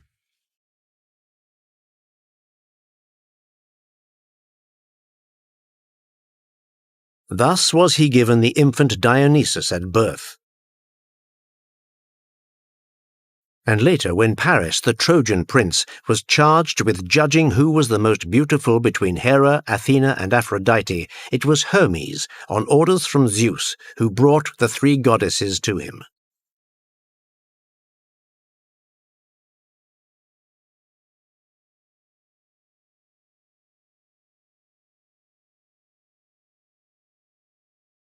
As we have seen, while he was still just a newborn baby, Hermes was already up to many tricks. Later, Zeus's heart became lost to the beautiful Alcmene, the wife of Amphitryon. But Alcmene's faithfulness was her prime virtue. It had to be broken.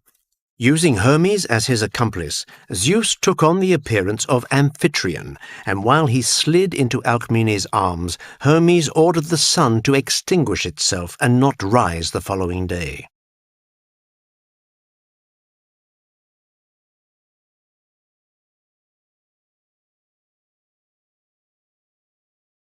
Thus did the ill-fated Alcmene expend her passion in all innocence in the arms of her so-called husband for 3 whole days.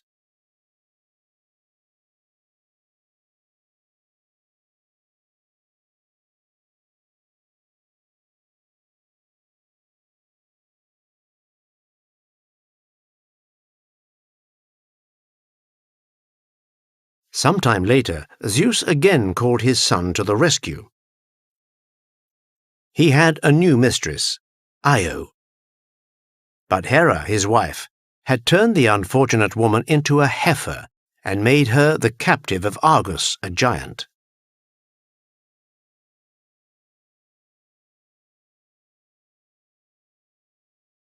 At the request of Zeus, Hermes went to the giant.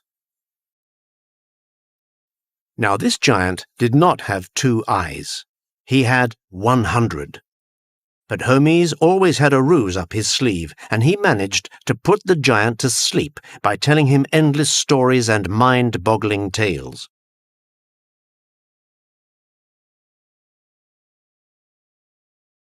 Once he was sure that all of the giant's eyes were closed,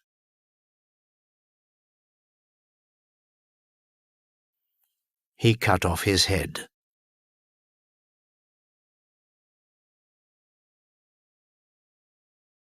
Hermes' reputation spread rapidly throughout Greece, and he began to appear on wayside markers, piles of stones called Herma. Topped by a bust of the god, they indicated directions to be taken or the names of places. An indefatigable messenger, Hermes was involved in everything and meddled wherever he could. Athletes, who regarded him as the inventor of racing, paid tribute to him. And shepherds, keeping in mind the crimes of his youth, made him the protector of their herds, deeming it better to entrust the safety of their animals to a thieving god than to be robbed by him. But while he readily helped the gods, Hermes was never their servant. He was far too impertinent, far too free, and much too playful for that. On Olympus he was well liked, and much fun could be had with him, but he often irritated. Always the practical joker, he stole the bow and arrows of Cupid, the god of love. He stole Poseidon's trident, Zeus's scepter, Hephaestus's tongs, and even Aphrodite's magical girdle, the belt that inspired desire in mortals and immortals alike.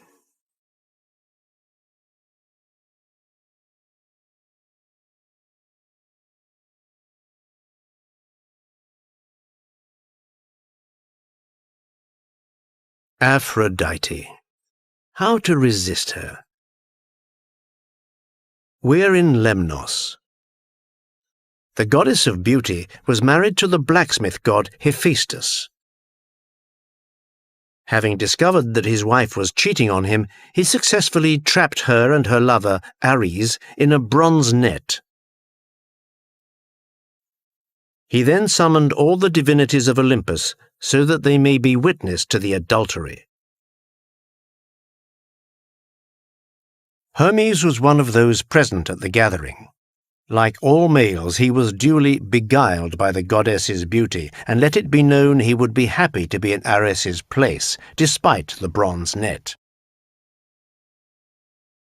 Aphrodite overheard him. Flattered, before escaping Olympus, she offered herself to him for a whole night. Their embraces brought forth a 2-sexed child, half male, half female, named Hermaphroditus. Hermaphroditus was neither wholly man nor wholly woman, but both at the same time. Alas, his nature would prevent him enjoying any form of reciprocal love. Later, Hermes would seduce the daughter of the princess Dryope, and together they would produce the god Pan. Half goat, half man, a god so ugly that his wet nurse fled at the sight of him.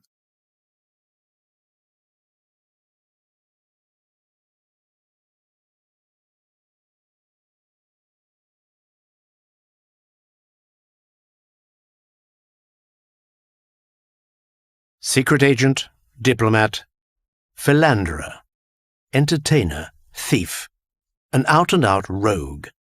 He was naturally one of the best-loved gods among mortals. He was capable of deceiving men just as he was of helping them. Impossible to tell whether his intention was to deceive or help. Hermes was the messenger of the gods, but only the very smartest knew how to interpret his true intentions. His emblem was two interlaced snakes. He was a god who combined truth and lies, hell and Olympus, a god who by definition was impenetrable.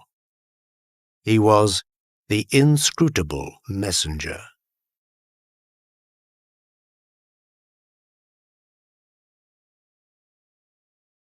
The gods are immortal and invincible.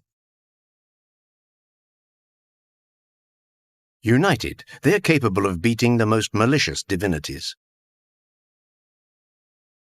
Disunited, the world would return to the chaos from which it came.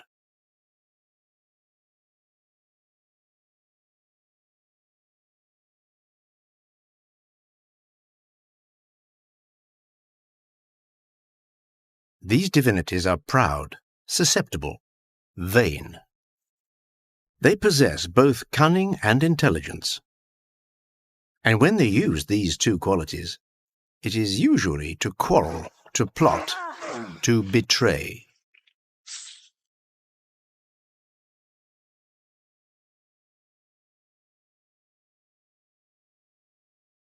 Deep down, the gods are not that different from mortals. They succumb to the same two passions, love and hate.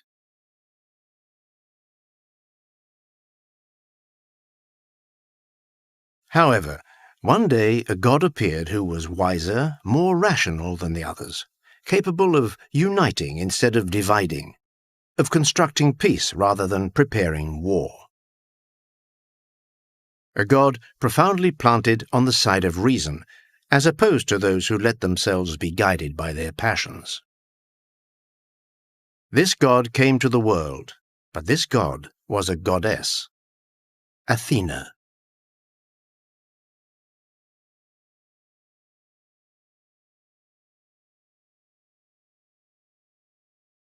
For an exceptional divinity, an exceptional birth. Zeus's first wife was the nymph Metis, whose name signifies both prudence and cunning. Despite a few storms brought about by the king of the gods' infidelity, this was a happy couple.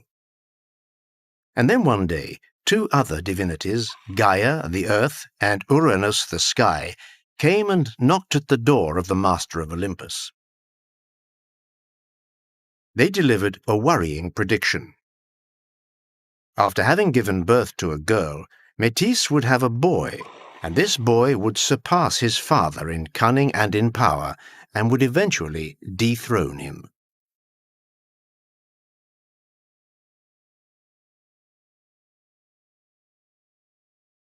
Zeus is a king with no rival, and he intends to stay that way. He conquered his throne through fierce fighting and has no intention of sharing it, even less of conceding it. So when Metis was on the point of giving birth, Zeus, who was never short of a trick, set his wife a challenge.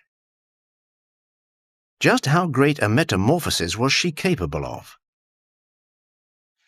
Metis, far from imagining what was really going on, entered into the game.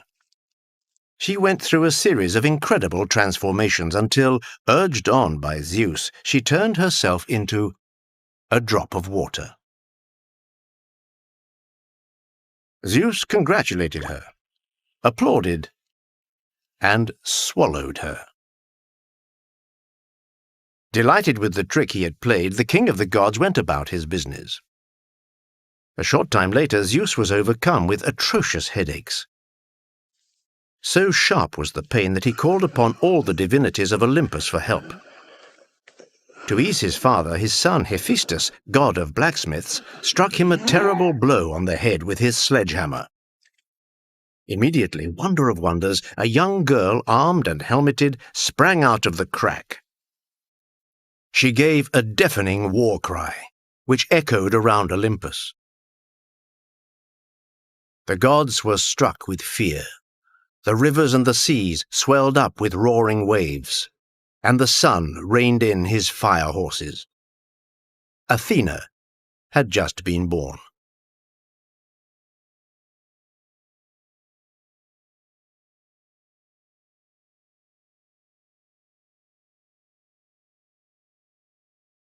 Athena possesses the prudence and wisdom of her mother Metis, but also the intelligence of her father Zeus. She is double. She is a woman, but she is dedicated to the game of war, which, for the Greeks, is men's business. For Zeus, she is and will always be his favorite child, who will be forgiven everything.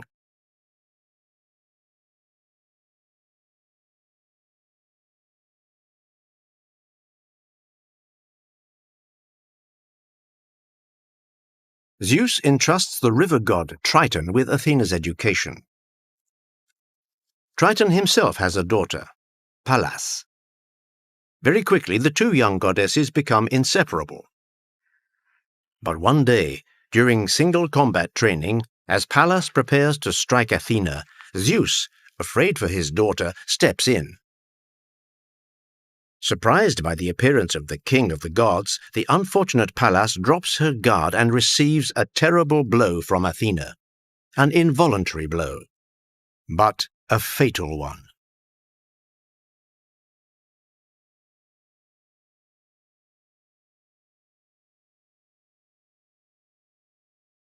Athena's sadness is immense. She has lost a sister. So, as a sign of her pain, she decides to place her friend's name before her own. Henceforth, she will be called Pallas Athena. Athena grows up. Her beauty dazzles all those who meet her. But Athena remains insensitive. She fends off all advances. She is a virgin and she intends to stay that way. One god, however, relentlessly pursues her, Hephaestus. Hephaestus is the ugliest, the most graceless of all the gods. A limping blacksmith, it is he who, with a blow of his sledgehammer, brought Athena into the world. He is even more in love with her since being recently abandoned by his wife Aphrodite. One morning, Athena comes to Hephaestus's forge. She has come to order some weapons from him. Hephaestus is quick to tell her that he will accept no payment, that he will carry out his work just for the love of her.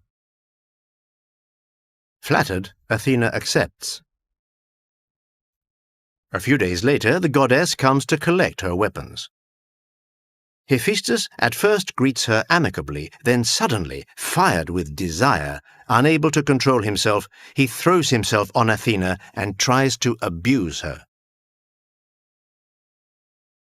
In reality, Hephaestus, who does not usually behave so crudely, is the victim of a dirty trick played by no other than Poseidon, Zeus's brother.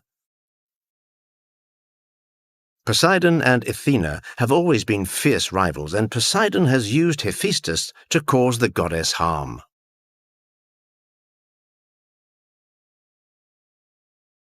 A few hours earlier, he had led him to believe that Athena was on her way to the forge and that she was longing for Hephaestus to ardently court her.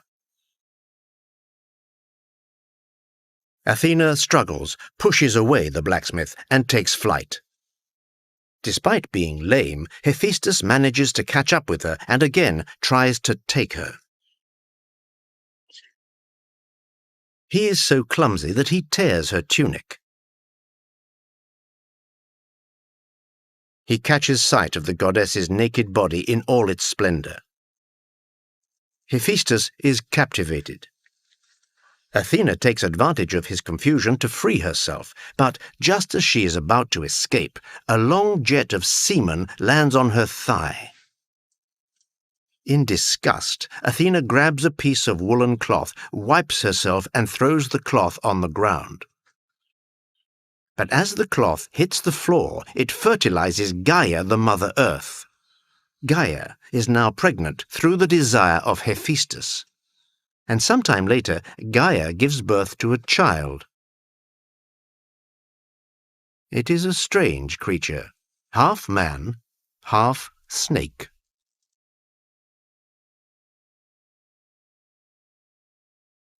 Horrified, Gaia announces that she refuses to bring up the child.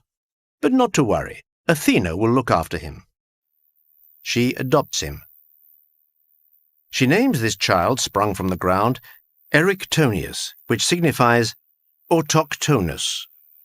She hides him in a sacred basket which she gives to one of her high priestesses, with orders to take great care of him.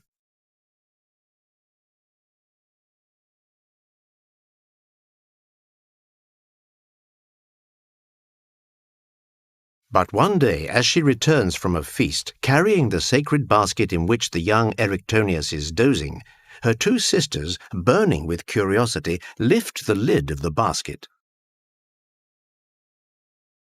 When they see the snake-tailed child, they panic, scream in terror, and throw themselves from the top of the Acropolis.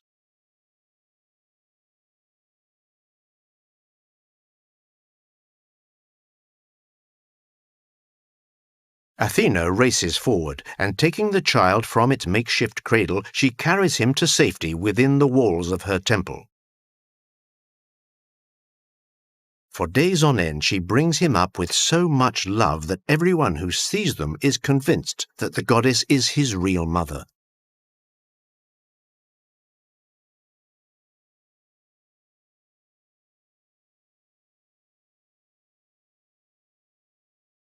At that time, the gods lived in their palaces on Olympus. But there were no cities on earth which were exclusively dedicated to them. Zeus felt that this error should be immediately rectified. He calls all the gods together and tells each of them to choose a town in which men will worship them. One single city for each god. Each of them makes their choice. Apollo chooses Delphi. Ares takes Sparta. Aphrodite settles on Corinth. Even the solitary and ferocious Artemis decides to choose a town. It will be Ephesus. But when Poseidon and Athena's turns come around, both claim possession of Attica. The tension mounts. Seeing his brother and his daughter arguing more and more violently, Zeus decides that the king of Attica, the wise Cecrops, will be the arbitrator in this conflict.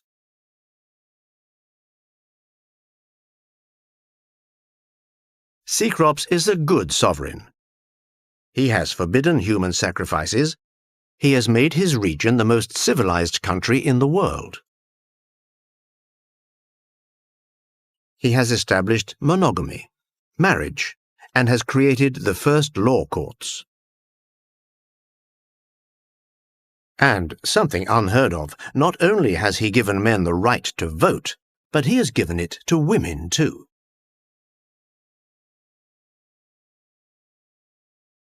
Cecrops does as Zeus wishes. He retires to his palace. A few hours later, he reappears and declares that the patron of the town will be the god who gives man the most useful gift.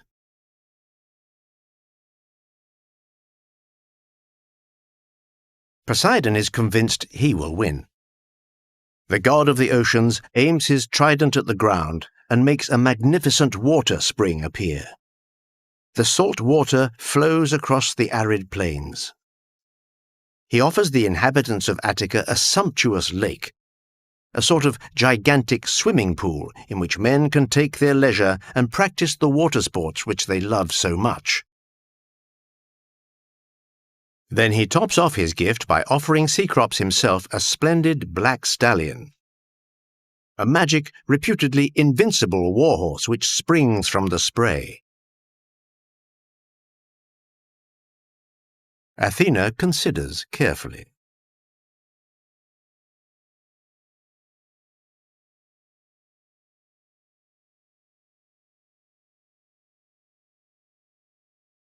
With a wave of her hand, she makes a tree grow out of the earth. An immense tree, with silver branches and a knotted trunk. An olive tree. An olive tree whose leaves, she proclaims, will never fall, not even when winter comes. This tree, she declares, will bear fruit that you will press when it is fully ripe. It will feed you, you and your children, and your children's children. This tree will be a symbol of the peace and fertility that I grant you. Under the watchful eye of Themis, the goddess of justice, the inhabitants of Attica begin to vote. And it is the women's votes which tip the divine balance in favor of Athena.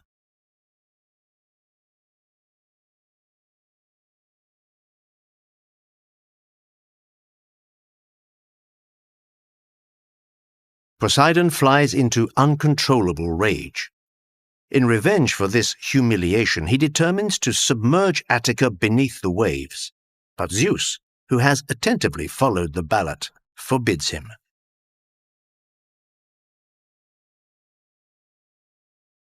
So, the Lord of the Oceans leaves Olympus. Full of bitterness and hatred towards Zeus's daughter, he plunges into the abyss and returns to his palace, where he shuts himself away to consider some fresh revenge.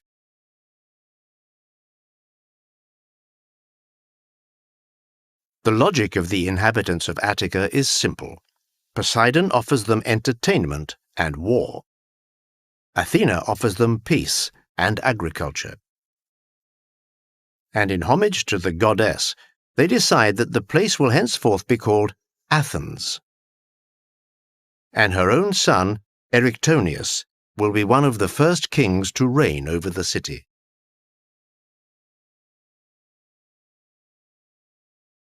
Athena dedicates herself to men's happiness.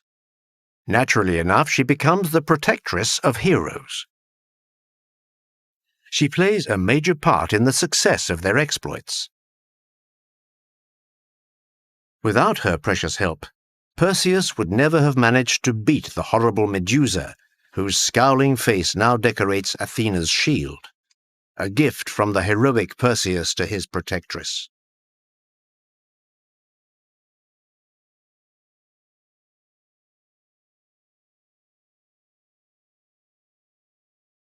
During the Trojan War, Athena takes the Greeks' side and gives them the idea of the wooden horse.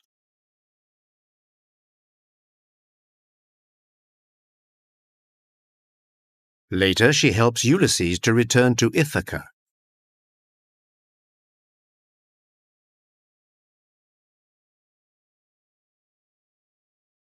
It is she who, disguised as the wise mentor, guides the young Telemachus in his efforts to trace his father.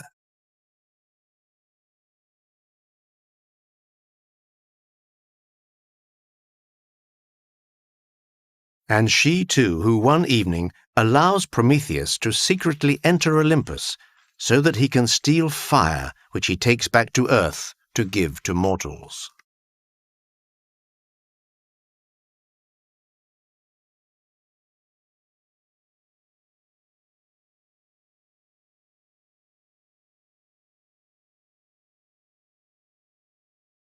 Indeed, it is Athena who inspires mortals to be audacious and clear-headed, giving them a new form of bravery, guided by reflection and cunning instead of disorganized, blind fury.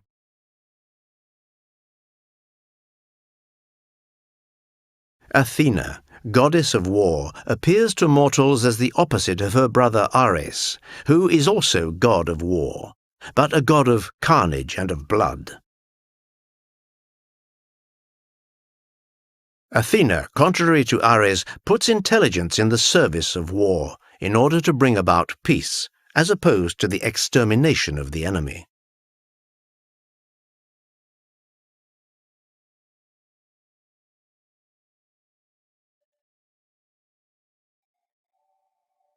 In time, Athena also becomes protectress of the state, guarantor of the equity of laws and their correct application. But she quickly realizes that without prosperity, laws alone are not enough. So, in order for men's well-being to develop, she gives them the plough and the yoke for their oxen. She also teaches them numbers. She instructs women in the culinary arts as well as weaving and spinning.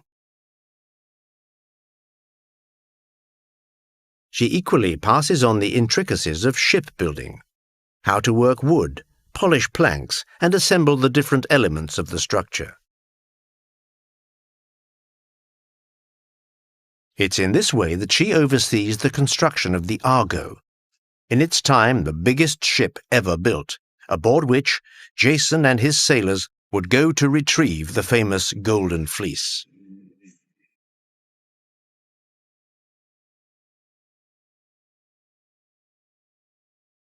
Once, only once, Athena felt jealous of someone else. It has to be admitted, it was concerning an artist who was sorely lacking in humility. Her name was Arachne. She was the daughter of a rich cloth merchant. Arachne had become a true expert in the refined art of weaving. She produced magnificent embroidery, thinking up motifs, each more beautiful than the previous, creating veils and dresses of reportedly incomparable splendor. So much so that her fame reached the ears of Athena, who decided, one fine day, to check out for herself the talents of this young prodigy. Athena took the disguise of an old grey-haired woman and went to visit the young girl. To her great surprise, she discovered an arrogant and boastful individual who claimed that no one in the world could spin as well as her. And to crown this tactlessness, she added, no one, not even the goddess Athena. Athena at first took this attitude for adolescent bragging. She benevolently advised Arachne to take back her words and pay homage to the goddess. But Arachne, caught up in her own enthusiasm, persisted. Yes, she felt capable of beating the powerful Athena if she ever dared to take her on. And promptly insisting that she was going to prove it, she ran her fingers the length of the thread. The loom chattered, and little by little the motifs appeared. Arachne had chosen as her subject the love affairs of the gods and the metamorphoses which they frequently employed. When she had finished, Athena, still disguised as an old woman, inspected the work. There was nothing to be said. It was perfection itself. It was useless to compete. The work of the young Arachne was well beyond what she herself was capable of. The goddess was overcome with rage. She, who was usually so reasonable, smashed everything around her and stormed out of the room. When Arachne realized that the old woman was none other than Athena, she fell into despair. She had just committed an abominable sacrilege, and deeply offended the person who she, nonetheless, cherished above all others. Racked with remorse, Arachne shut herself away in her father's attic and hanged herself.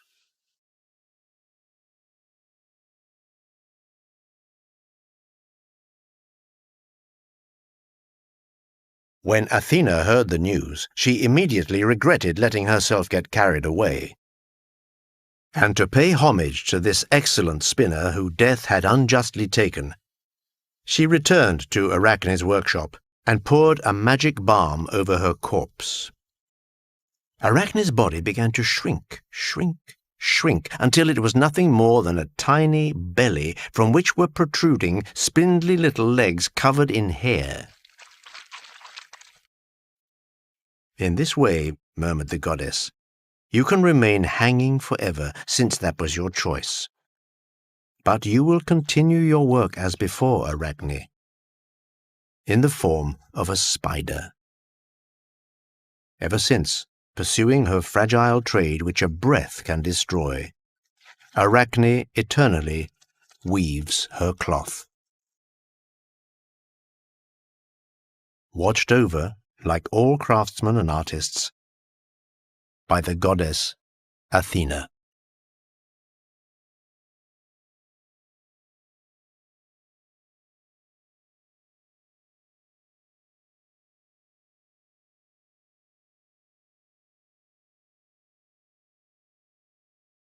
In a kingdom far, far away, the king and queen had 3 daughters. All 3 of them were beautiful. But while the charms of the eldest 2 drew praise, the beauty of the youngest was beyond words. Even the gods, when they met her, couldn't help but to compare her to the most sublime of goddesses, Aphrodite.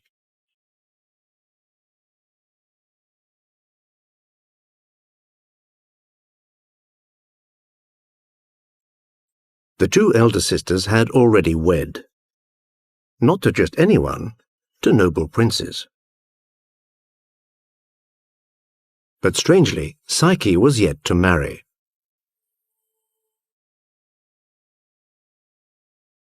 Suitors came to contemplate and admire her, but none had the courage to ask for her hand. It was said that the suitors were too overawed by her near-divine beauty.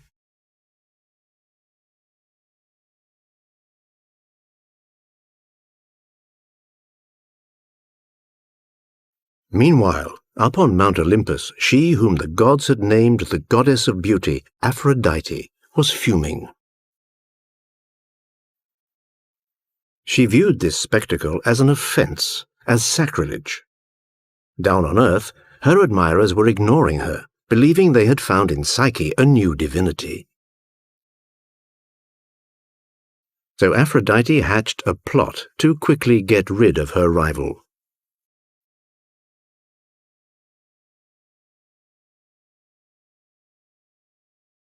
With a click of her fingers, Aphrodite summoned Eros, the god of love. Eros was a god of lowly birth. He wasn't, like Aphrodite, Apollo, and Athena, one of the 12 Olympians.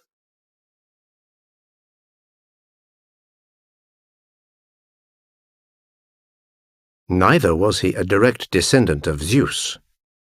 He was conceived on the day Aphrodite made her official entrance on Olympus. To mark the event, a great feast was held. Zeus invited all of the deities, even those who were old and usually left out. Among them was Porus, god of wealth and abundance. More than the other guests, Porus stuffed himself with delicious food and wine served in honor of Aphrodite.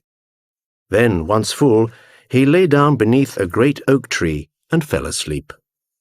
Just then, Peneia, goddess of poverty, made her entrance. She had come to beg for food at the end of the feast, as her divine nature allowed.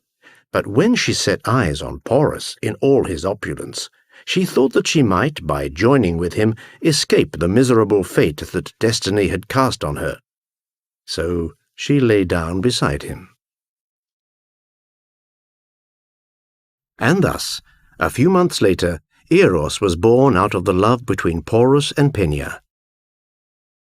Love and desire were thus the fruit of wealth and poverty, of abundance and penury.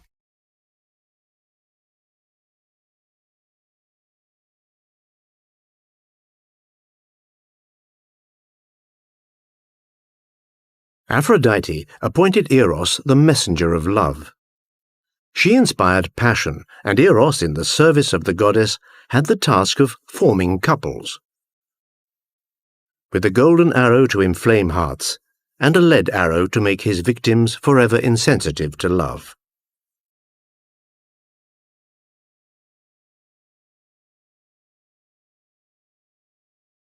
That morning, Aphrodite commissioned Eros to inspire in Psyche a hopeless, sickening, mad love for one of the ugliest, despicable mortals alive.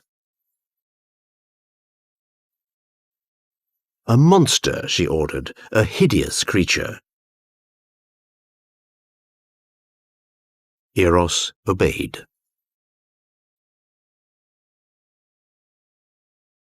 He left, armed with his bow and arrows. When he discovered Psyche, she was sleeping. Eros stopped dead in his tracks, in awe. Never had he seen a being of such beauty. Psyche was perfection. He now understood Aphrodite's jealousy. In his stricken state, he tripped and fell, wounding himself with one of his arrows, the golden one. So there was Eros, ironically, madly enamored with his prey. He returned to Olympus in a state of agitation. He languished, aching with love, attempting to keep his suffering a secret from Aphrodite, lest she become mad with rage.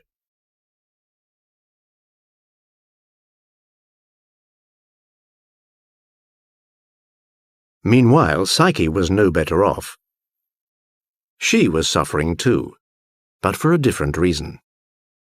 She was becoming more and more tearful as time passed and there was still no one in her life. In despair, her father visited the temple of Apollo at Delphi to consult the oracle. How could he find a husband for his youngest daughter?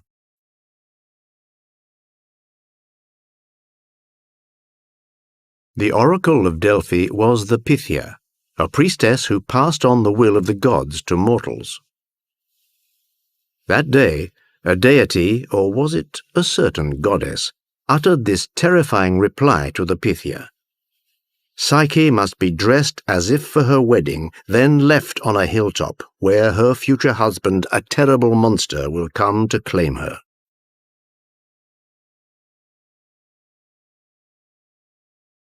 The king was devastated.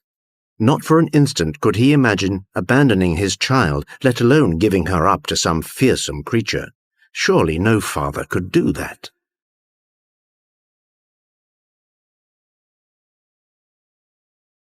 And yet, knowing he could not disobey the will of the gods, he led his daughter in her wedding dress, but accompanied by a funereal cortege, to the top of a hill, and after a final kiss, her tearful parents returned to their palace.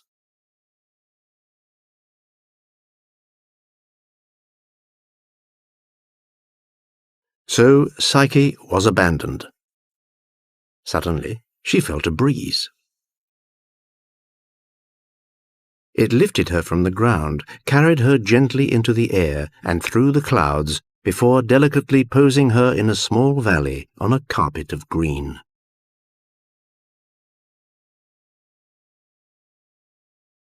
Barely had she regained her senses than another surprise awaited her.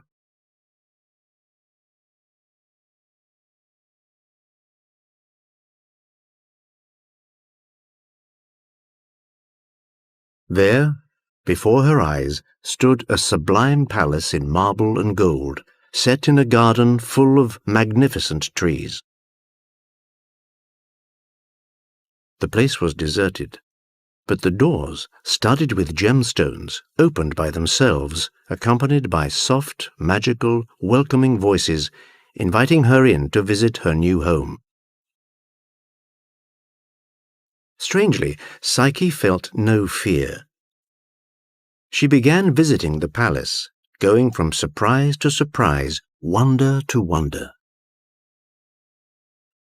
That night, still in a state of awe, she reached a sumptuous bedroom, clearly meant for her. She climbed into bed and immediately fell asleep. Suddenly, in the middle of the night, she sensed a presence. Someone was treading in the darkness. It had to be the monster prophesied by the oracle. Seized with panic, Psyche threw off the sheets, ready to flee. Then came a voice which, in a reassuring tone, whispered, "Fear not. I am your husband. All I wish for is your happiness. Trust me. But one thing, never seek to see my face. Otherwise, you will lose me forever." Psyche, astonished yet touched, promised to uphold this strange vow, for the monster, rather than terrify her, had comforted her. The shadow slid into her bed, took her in his arms, and covered her with soft kisses. Overwhelmed, Psyche gave in to love.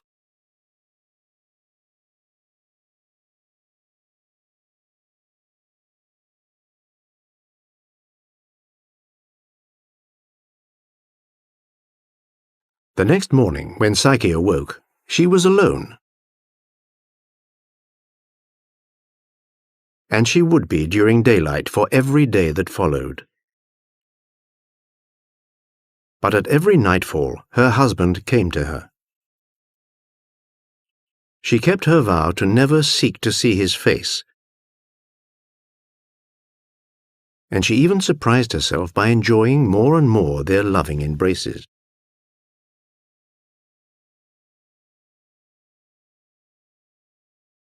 But time passed, and questions began to torment her.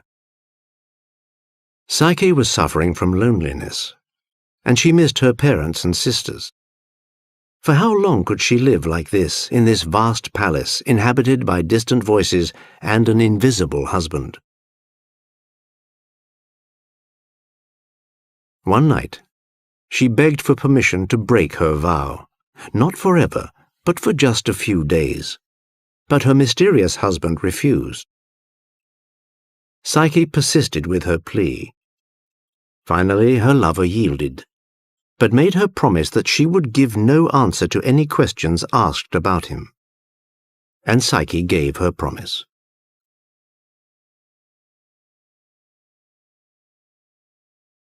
A sudden breeze wafted her back to the hilltop where she had been left, just a stone's throw from her family home. On seeing their daughter, whom they believed lost forever, Psyche's parents were overjoyed. A feast was given to mark her return safe and sound.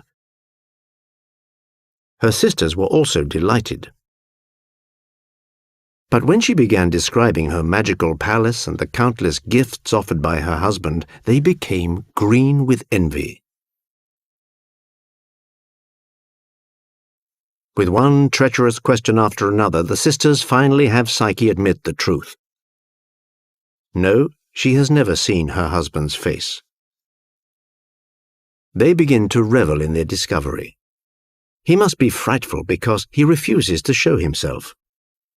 They tell Psyche about a terrifying serpent which can open its jaws like an abyss.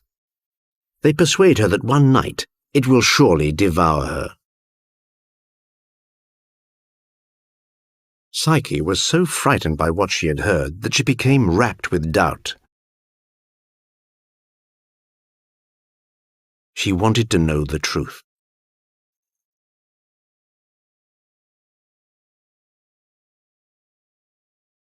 On returning to her palace, she awaited, like every night, her husband's visit. As per usual, he slid into the bed beside her. But this time, after their lovemaking, he dozed off. Psyche crept out of bed, lit a candle, and spread light onto her husband's face. And what a surprise! Before her slept the most handsome man anyone had ever set eyes on. But even more astonishing, this so-called monster was none other than the god Eros. Overawed, Psyche's hand began to tremble, and a drop of hot wax fell from the candle onto the sleeper's shoulder. He woke with a start. Their eyes met, and in a flash, furious at having been betrayed, he vanished, just as he had warned her.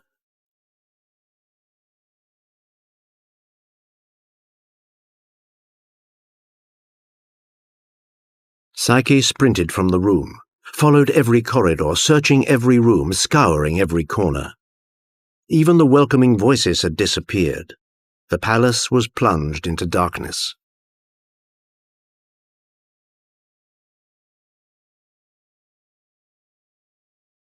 At daybreak, the despairing Psyche ran out into the open.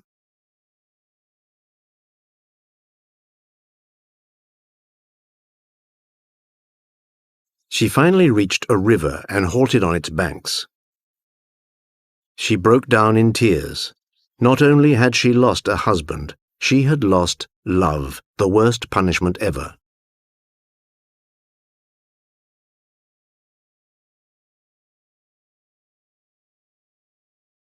Exhausted, Psyche decided enough was enough and flung herself into the fast-flowing waters.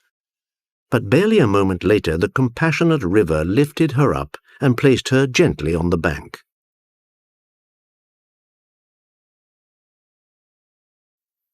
Before her, a strange creature suddenly appeared, half man, half goat. The god Pan, god of shepherd and the pastures. Pan usually liked to scare those who wandered into the woods, but for once, he felt for this young woman wholeheartedly.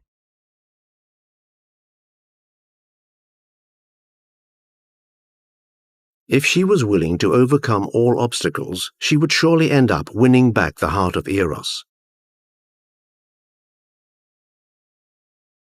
Psyche let herself believe the words of Pan.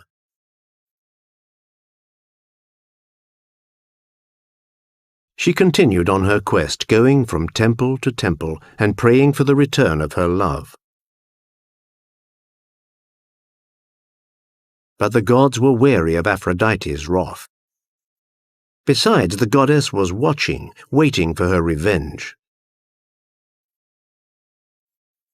Aphrodite still considered Psyche to be her rival. She loomed before her, finally face to face, the goddess and the mortal.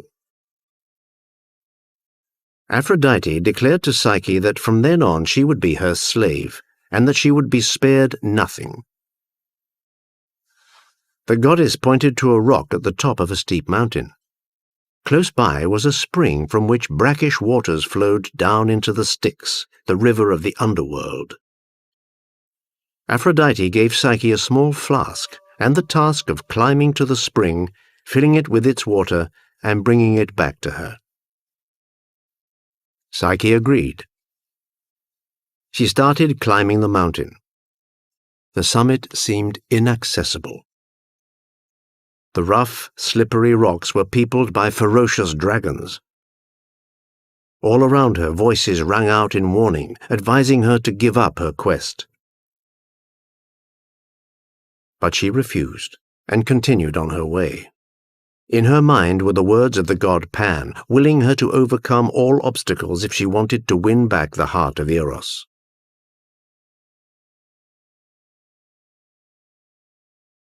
Just then an eagle appeared. It was the eagle of Zeus, king of the gods. Also moved by her charge, it snatched her flask and flew off to fill it with the brackish water before returning it to Psyche. Aphrodite was furious. First Pan and now Zeus. She wondered if Eros could be urging the gods of Olympus to protect his lover. But that would be impossible. As punishment for having fallen for Psyche, Aphrodite had had him imprisoned in a double tower within her palace.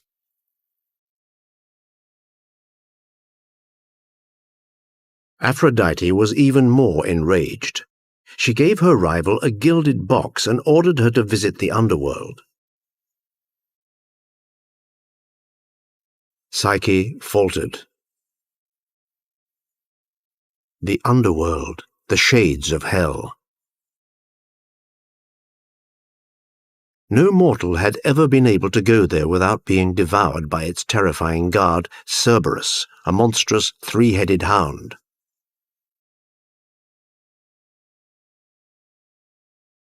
Reigning over the underworld was a redoubtable couple, Hades and his consort Persephone. And it was Persephone that Aphrodite had ordered Psyche to visit. She was supposed to give her the box and to tell her, "Aphrodite begs a little of your beauty."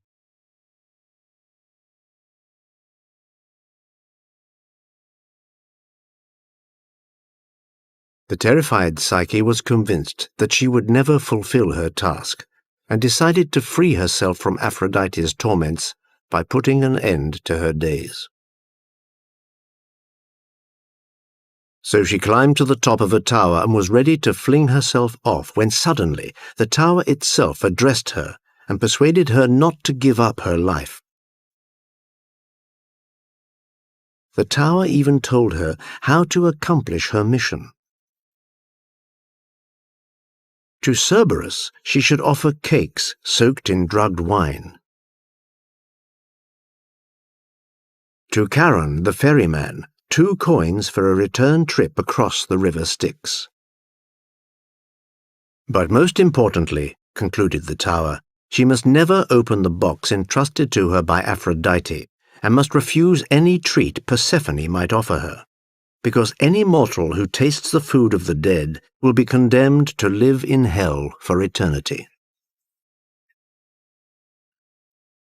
Psyche acquiesced and descended into the abyss. As planned, she paid Charon his due and successfully tricked Cerberus. The path was clear. Soon, a vast room opened up before her. Seated on her throne next to Hades was Persephone, who bade her come hither. Psyche duly obliged. She handed her the box and delivered Aphrodite's message.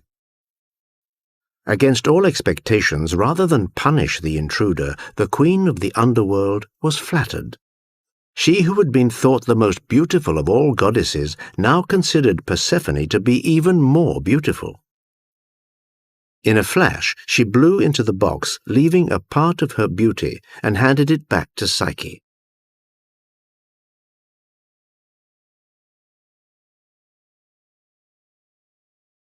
On her way back, her task completed, Psyche was overwhelmed with an irresistible desire. What if Persephone's beauty were to enable her to win back the heart of her lost lover? She opened the gilded box and was suddenly overcome with dizziness.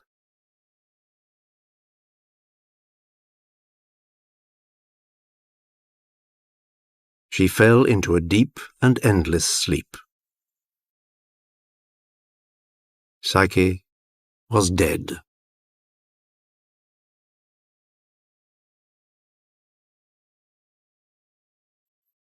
Eros had seen everything and had to react. He escaped from Aphrodite's palace and scaled Mount Olympus to plead with Zeus. He knelt before the king of the gods and beseeched his forgiveness.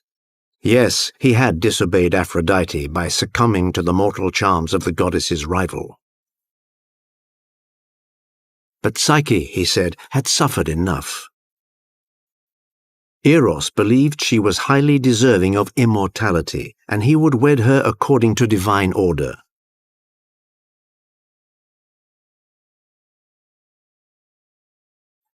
Eros pleaded his case with such dexterity that Zeus was swayed. He forgave Eros and agreed to greet Psyche as an immortal on Olympus. Eros sought out his beloved, gently leaned over her, planted a kiss on her lips, and Psyche awoke.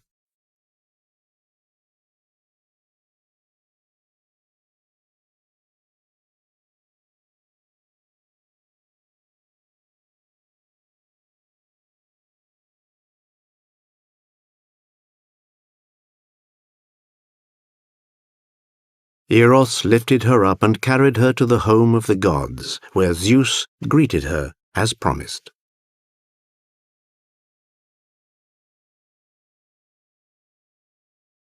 Aphrodite was also present. She realized her combat had been in vain, that it would be impossible to separate the two lovers, and so surrendered in the face of such infinite power.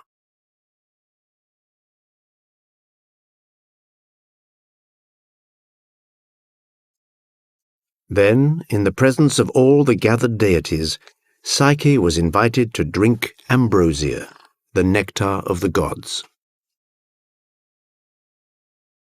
Since that day, It's said that a soul which wanders the earth in search of perfect love will only find it in the afterlife, just as Psyche could only reunite with Eros after her death on Olympus, where she now sits amongst the gods.